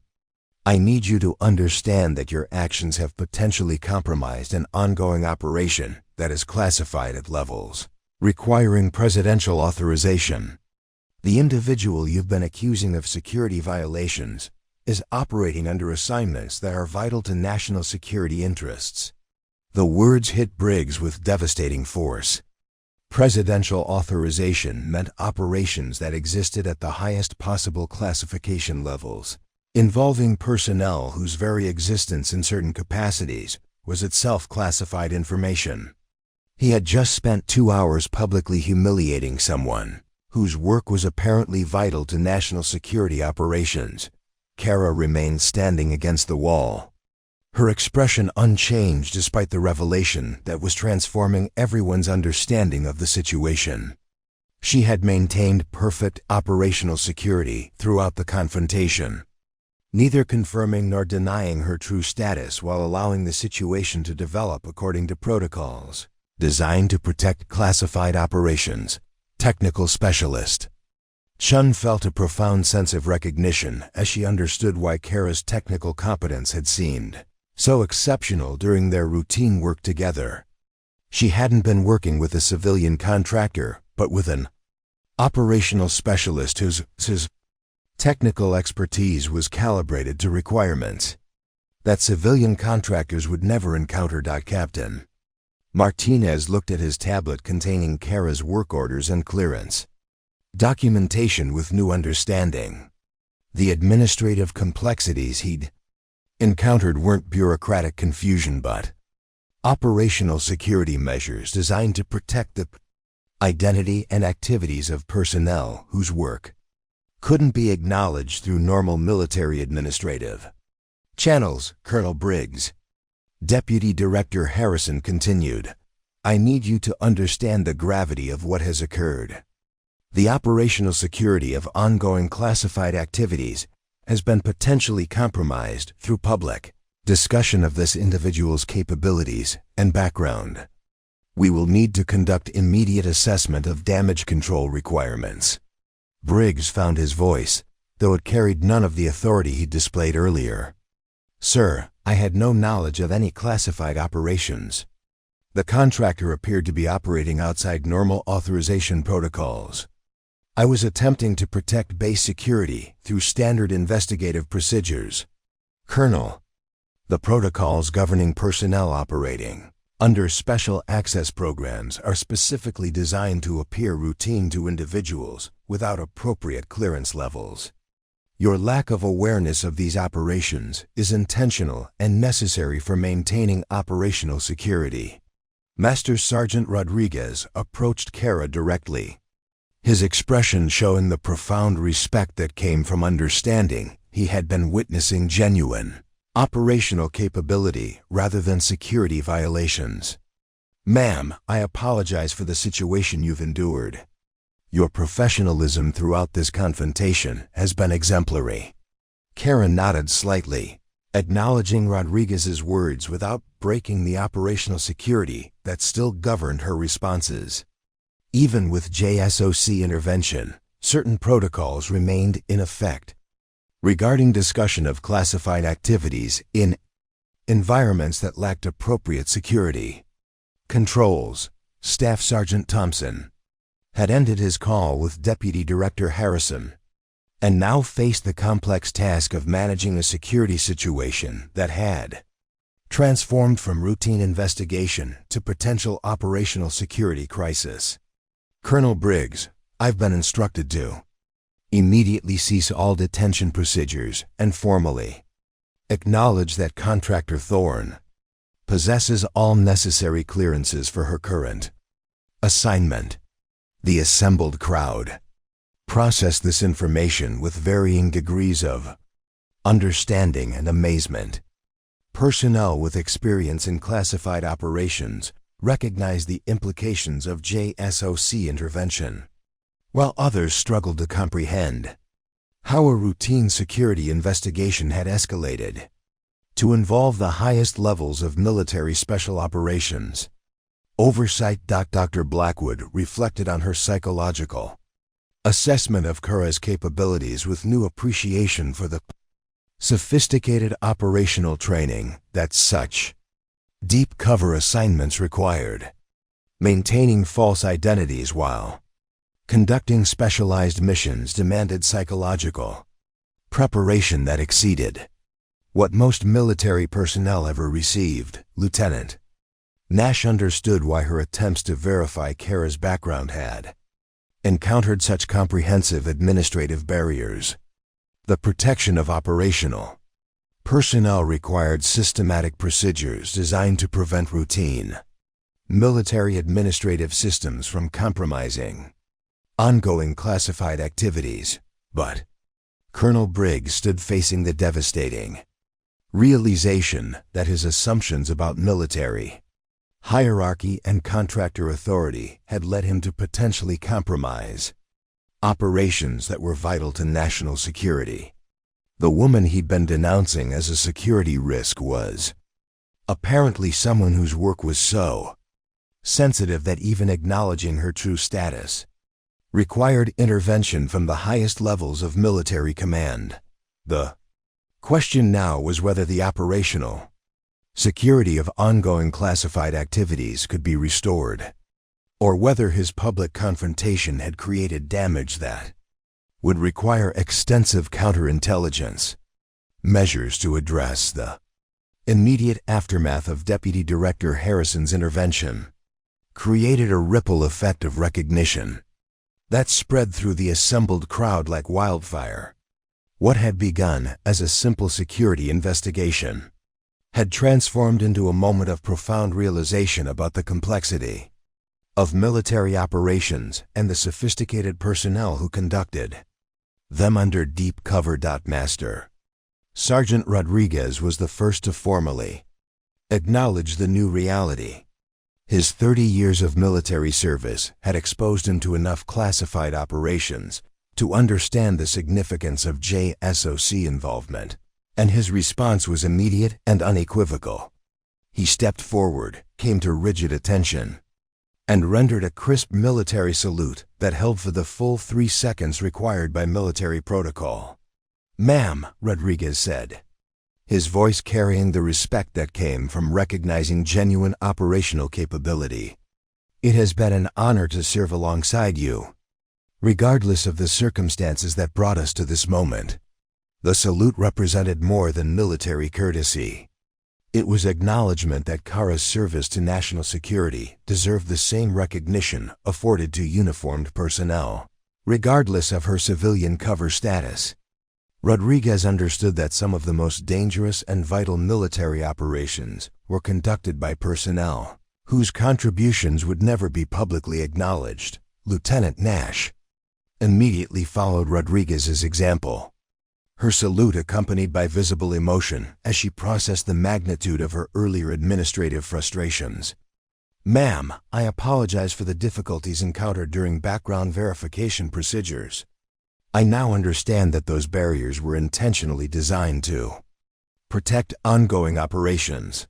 Nash's technical background allowed her to appreciate the sophisticated administrative architecture required to maintain deep cover operations while providing necessary access to classified systems.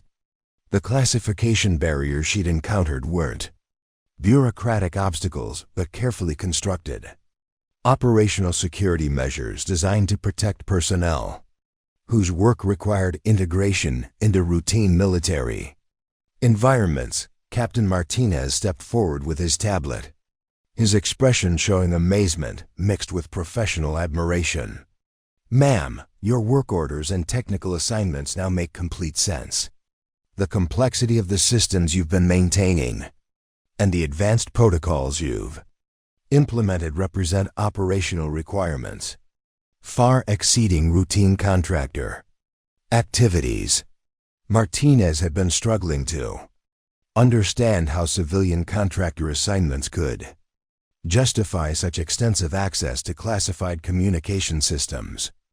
JSOC oversight explained not only Kara's clearance levels, but also the sophisticated nature of the technical worksheet been conducting under the guise of routine maintenance activities. Dr. Blackwood approached with the analytical mindset of someone whose professional expertise had been vindicated through unexpected confirmation. "Ma'am, Your behavioral patterns and stress response characteristics throughout this confrontation have been exemplary. Your operational security discipline under extreme psychological pressure demonstrates training that exceeds what most personnel ever receive. Blackwood's psychological assessment had identified capabilities that couldn't be explained through civilian background, and JSOC involvement confirmed that Kara's behavioral competence reflected preparation for operational environments that required maintaining cover identities under intensive scrutiny. Technical specialist Chun felt a profound sense of recognition as she understood the true nature of their professional relationship over the previous 6 months. Ma'am, working alongside you has been an education in technical excellence that I now realize extended far beyond routine system maintenance. Your expertise has made me a better technician through observation of operational standards I'd never encountered. Chun's collaboration with Kara had involved exposure to technical methodologies and problem-solving approaches that she'd assumed represented exceptional civilian training. Understanding Kara's true background explained why their routine work had involved procedures and protocols that seemed to exceed normal contractor requirements. Staff Sergeant Thompson approached with the formal bearing that military police personnel used when dealing with situations requiring official documentation. Ma'am, I need to formally acknowledge that all security concerns raised during this investigation have been resolved through appropriate command channels. Your clearances and authorization for all activities conducted on this base have been verified at the highest levels. Thompson's military police training had prepared him for complex security situations, but JSOC intervention represented his first exposure to operations that existed at classification levels requiring presidential authorization. The experience had provided valuable education about the sophisticated personnel and activities that operated within routine military environments. Under deep cover protocols, Captain Williams had been recording portions of the confrontation on his phone. But now he approached Kara with obvious concern about the operational security implications of his documentation. Ma'am, I recorded portions of today's events without understanding their classified nature. I'm prepared to delete all documentation and submit to any security debriefing required to address potential operational security compromises. Williams' concern reflected growing understanding among the observers that their involvement in the confrontation might have created operational security complications that required careful management. Personnel operating under deep cover depended on maintaining their false identities, and public exposure of their capabilities could compromise ongoing or future operations. Sergeant First Class Martinez stepped forward with the quiet confidence of someone whose combat experience had taught him to recognize exceptional operational capability. Ma'am, your composure and professionalism throughout this situation have demonstrated the kind of operational discipline that keeps people alive in dangerous environments. It has been a privilege to witness genuine operational excellence.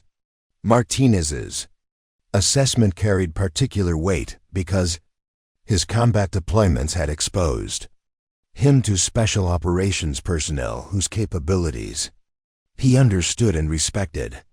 His recognition of Kara's operational competence represented validation from someone who'd worked alongside the military's most elite operators. Corporal Davies approached with the enthusiasm of someone whose limited experience had been dramatically expanded through exposure to capabilities he'd never imagined.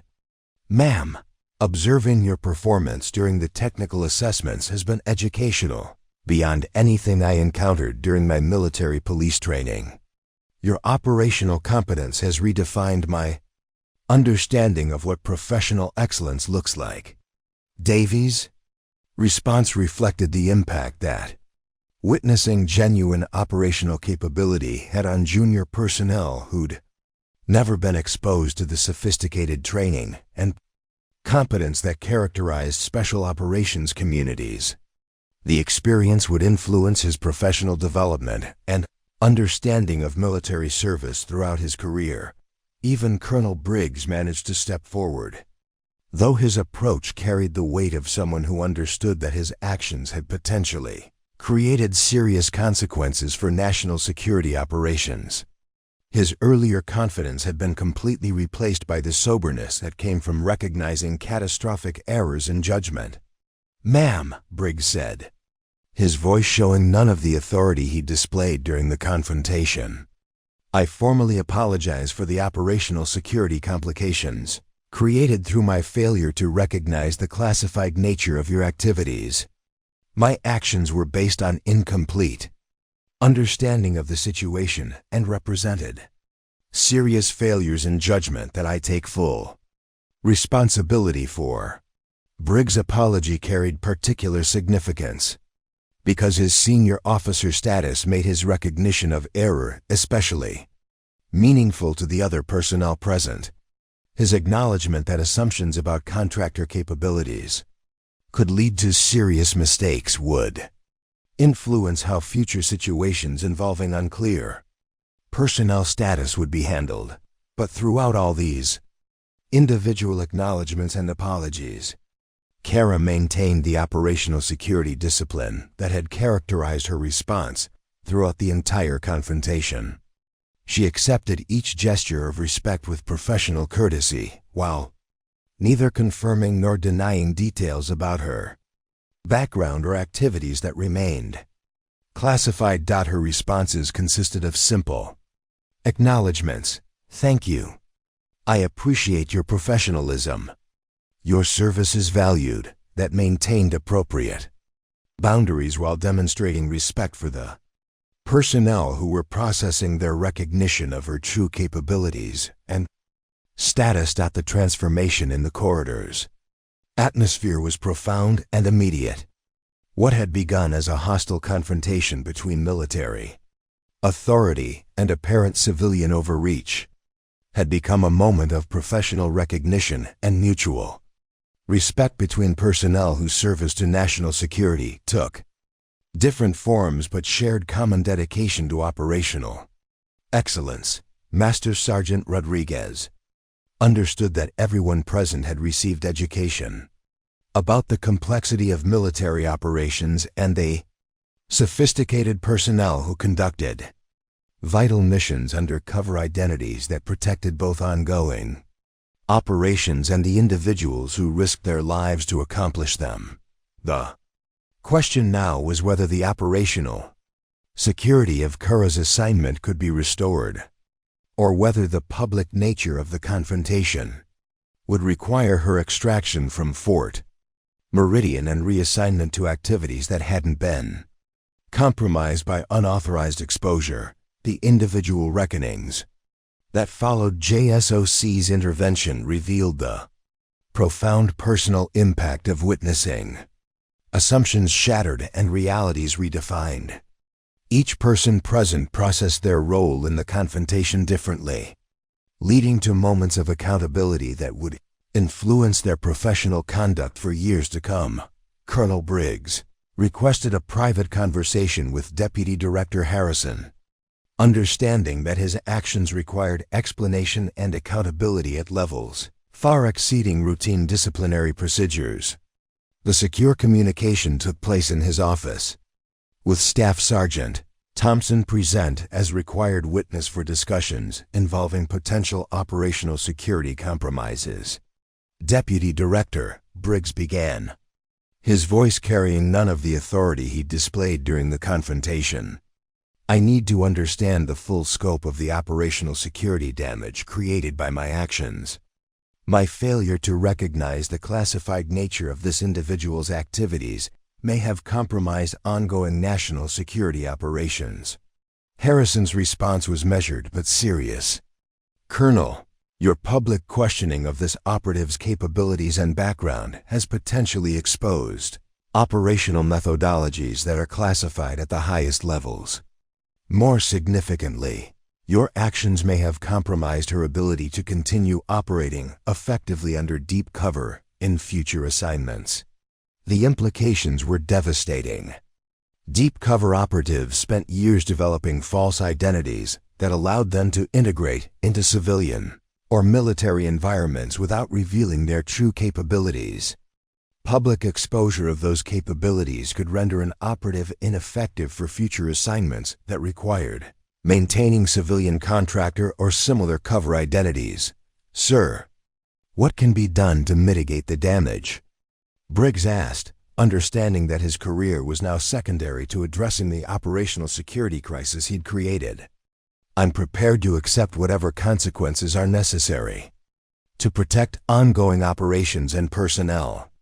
Safety, immediate implementation of comprehensive operational security protocols for all personnel who witnessed today's events, Harrison replied.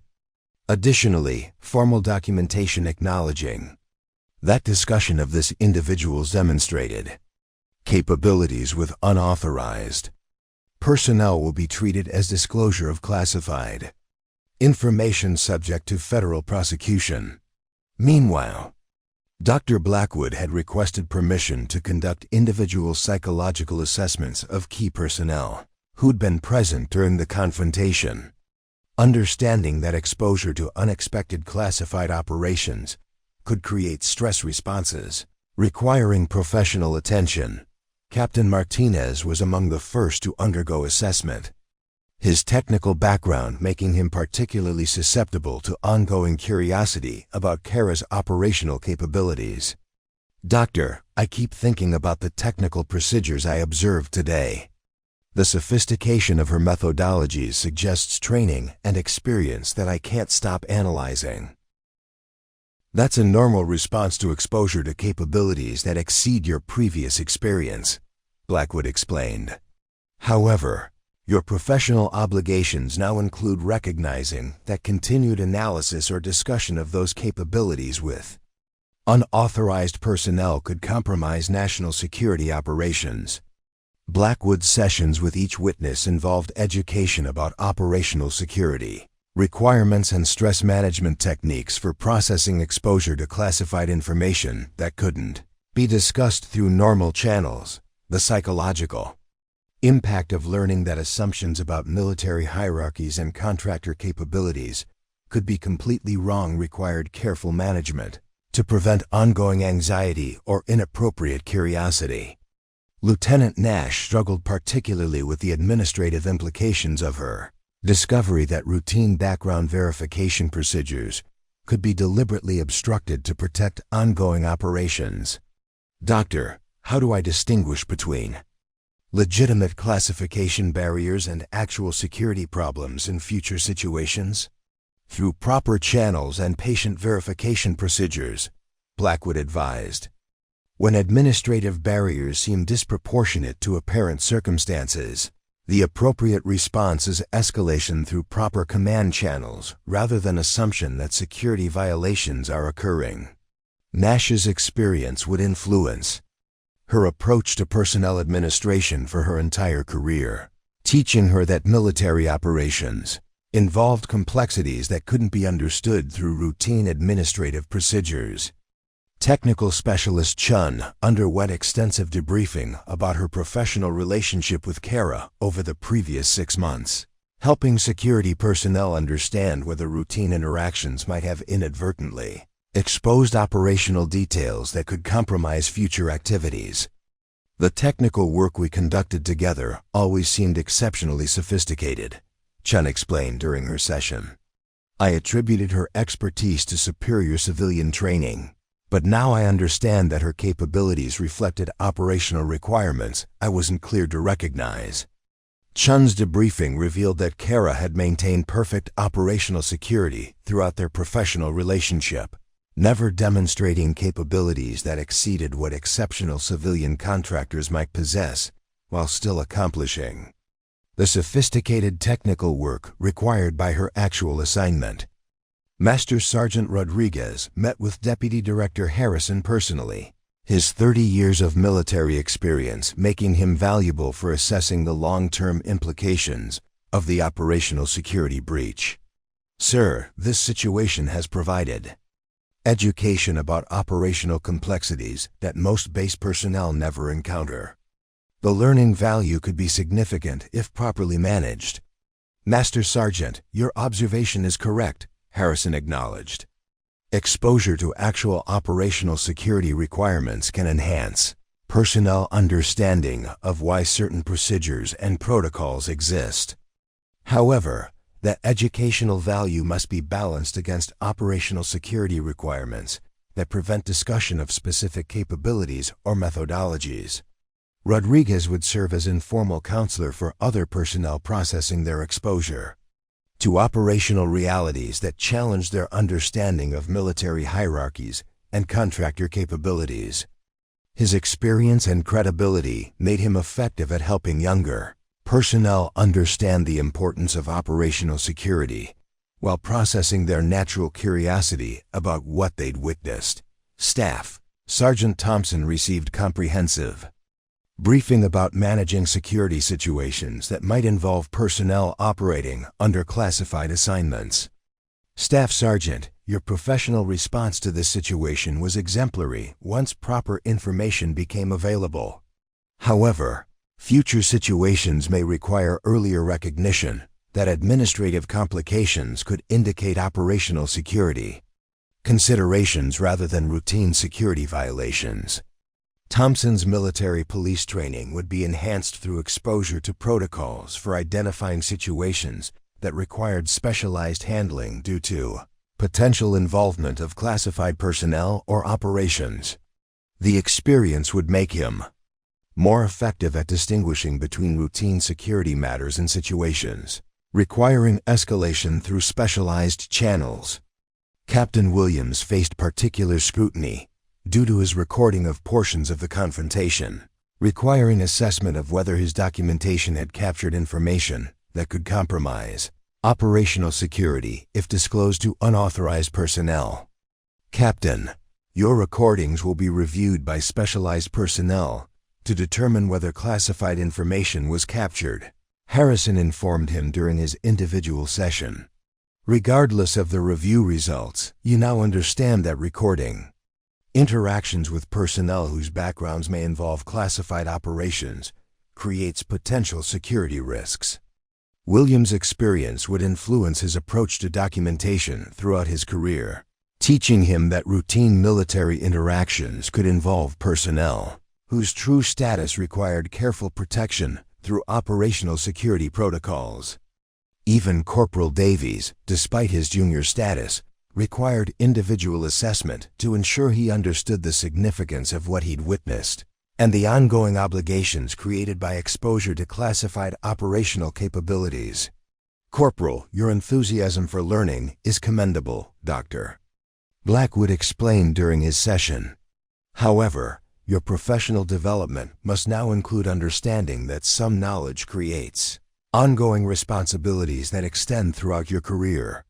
Davies would carry understanding of operational complexity and the importance of operational security throughout his military service, making him more effective at recognizing situations that required careful handling due to potential classified implications. The collective impact of these individual reckonings was profound transformation in how Fort Meridian personnel understood the relationship between routine military operations and the specialized activities that protected national security through sophisticated personnel operating under deep cover identities. Colonel Briggs would face formal review through channels designed to assess whether his actions had created damage requiring counterintelligence measures or personnel reassignments. His career would continue, but under heightened scrutiny regarding his judgment in situations involving unclear personnel status or potential operational security considerations. The broader lesson for all personnel involved was recognition that military operations encompassed complexities that couldn't be understood through routine administrative procedures or assumptions based on apparent status or capabilities. Effective. Military service required humility about the limits of individual knowledge and respect for operational security. Protocols designed to protect vital national security activities. 3 weeks after the confrontation that had transformed Fort Meridian's understanding of operational complexity, Kara Thorne received a secure communication that would determine whether her deep cover assignment could continue or whether operational security compromises required her extraction and reassignment to activities that hadn't been exposed through unauthorized disclosure. Deputy Director Harrison's message was concise but comprehensive. Operational security assessment complete. Deep cover status compromised beyond recovery. Immediate extraction authorized. New assignment pending operational requirements assessment. Report to secure facility for debriefing and reassignment processing.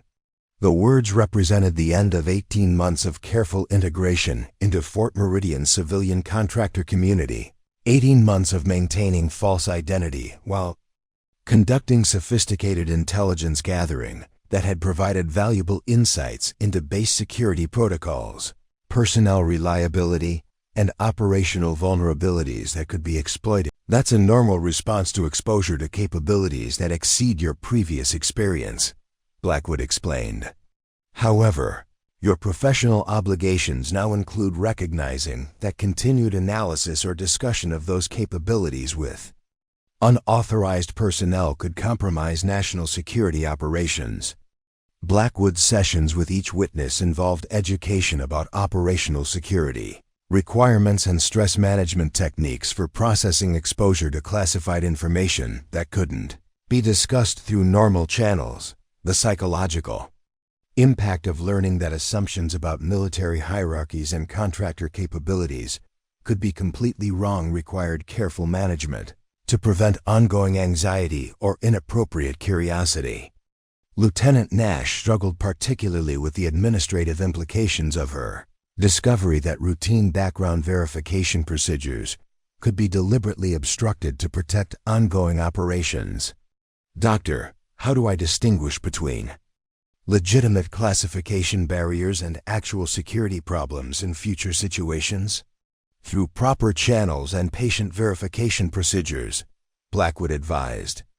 When administrative barriers seem disproportionate to apparent circumstances, the appropriate response is escalation through proper command channels rather than assumption that security violations are occurring. Nash's experience would influence her approach to personnel administration for her entire career, teaching her that military operations involved complexities that couldn't be understood through routine administrative procedures. Technical Specialist Chun underwent extensive debriefing about her. "Ma'am," Rodriguez began, his voice carrying the respect that had characterized his interactions with Kara since learning her true status. "Working alongside you, even without understanding your actual assignment, has been educational in ways that will influence my remaining military service. Your professional standards have redefined my understanding of operational excellence." Kara's response maintained the operational security discipline that had governed her conduct throughout her assignment. "Master Sergeant, your professionalism and leadership have been exemplary. The personnel under your supervision are fortunate to benefit from your experience and guidance." Rodriguez understood that Kara's acknowledgement was as much personal recognition as operational security protocols would permit. Her assignment had required maintaining emotional distance from base personnel while conducting assessments that might influence their careers or security clearances. Dr. Blackwood had also requested a final professional conversation, her psychological expertise having provided valuable insights into the stress management requirements created by long-term deep cover operations. Your operational security discipline under extreme psychological pressure has been remarkable. Maintaining cover identity while facing public accusations that challenged your professional competence required psychological preparation that exceeds what most personnel ever receive.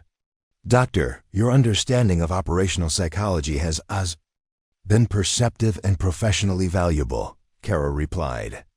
Personnel in your position play vital roles in supporting operations that require sophisticated psychological preparation and ongoing stress management.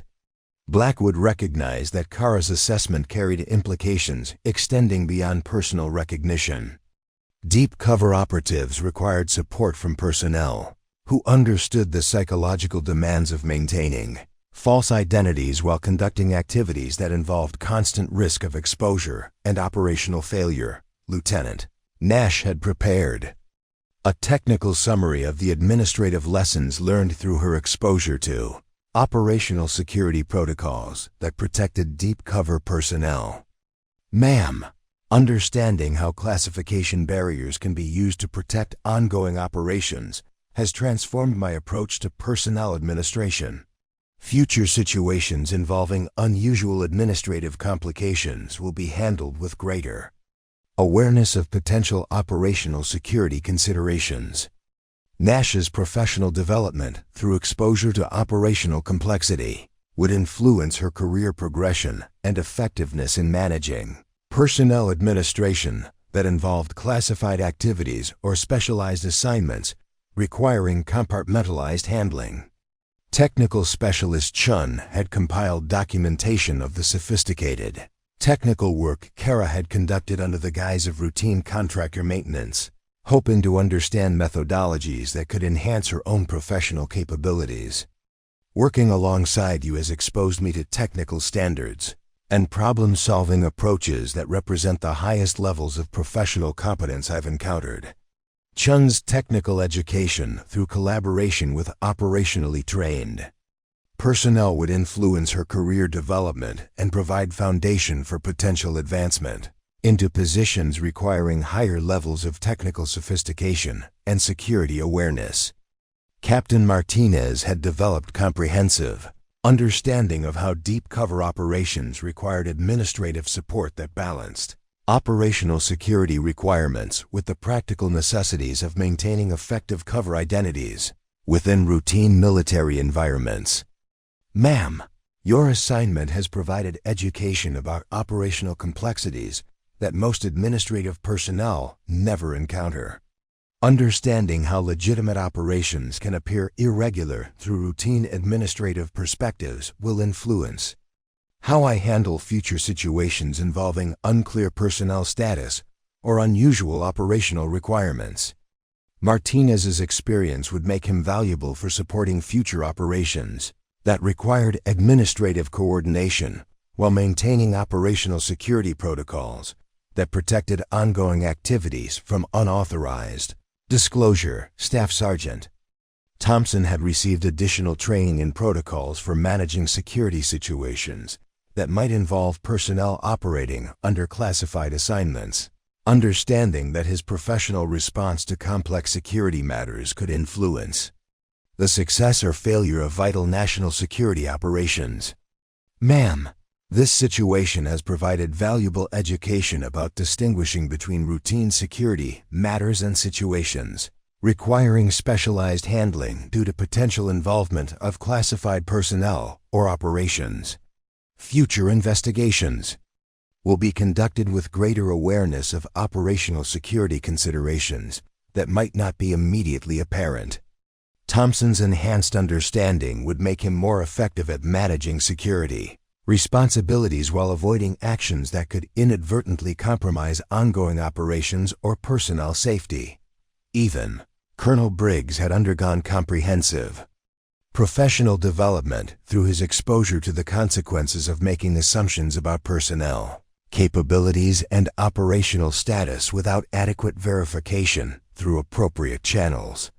His formal counseling had included education about operational security requirements and decision-making protocols designed to prevent similar situations in future assignments. The experience would influence his leadership approach throughout his remaining military career, making him more effective at managing complex situations involving unclear circumstances or potential operational security considerations. But perhaps the most significant impact of Kara's assignment had been the collective education provided to Fort Meridian personnel about the sophisticated operations and personnel that protected national security through activities that remained largely invisible to routine military administration. The base's security protocols had been enhanced through identification of vulnerabilities that could be exploited by hostile intelligence services. Personnel reliability assessments had been updated, based on observations of behavior under stress and exposure to unexpected operational complexity. Administrative procedures had been refined to better protect legitimate operations while maintaining necessary security oversight. As Kara prepared for extraction and reassignment, she reflected on the operational success that had been achieved, despite the ultimately compromising exposure of her true capabilities. Her 18-month assignment had provided valuable intelligence about base security measures and personnel reliability while demonstrating the effectiveness of deep cover operations and gathering information that couldn't be obtained through routine intelligence collection methods. The personal cost of the assignment, the isolation required by maintaining false identity, the emotional discipline necessary for conducting assessments that could affect colleagues' careers, the constant stress of operational security that prohibited authentic relationships represented the kind of sacrifice that characterized service in the intelligence community. But the mission had been successful in achieving its operational objectives, providing insights that would enhance security protocols and personnel management procedures throughout the military special operations community. The compromise of her cover identity, while professionally disappointing, had created educational opportunities that would benefit personnel security and operational effectiveness for years to come. Her next assignment would take her to different operational environments where her capabilities could be employed without the handicap of previous exposure, continuing her service to national security through activities that would remain classified and unacknowledged. The final phase of her Fort Meridian assignment was extraction under administrative cover that would preserve operational security for future activities while providing appropriate recognition for service that had exceeded all operational expectations, despite ultimate compromise through circumstances beyond her control. Up next, you've got 2 more standout stories right on your screen. If this one hit the mark, you won't want to pass these up. Just click and check them out.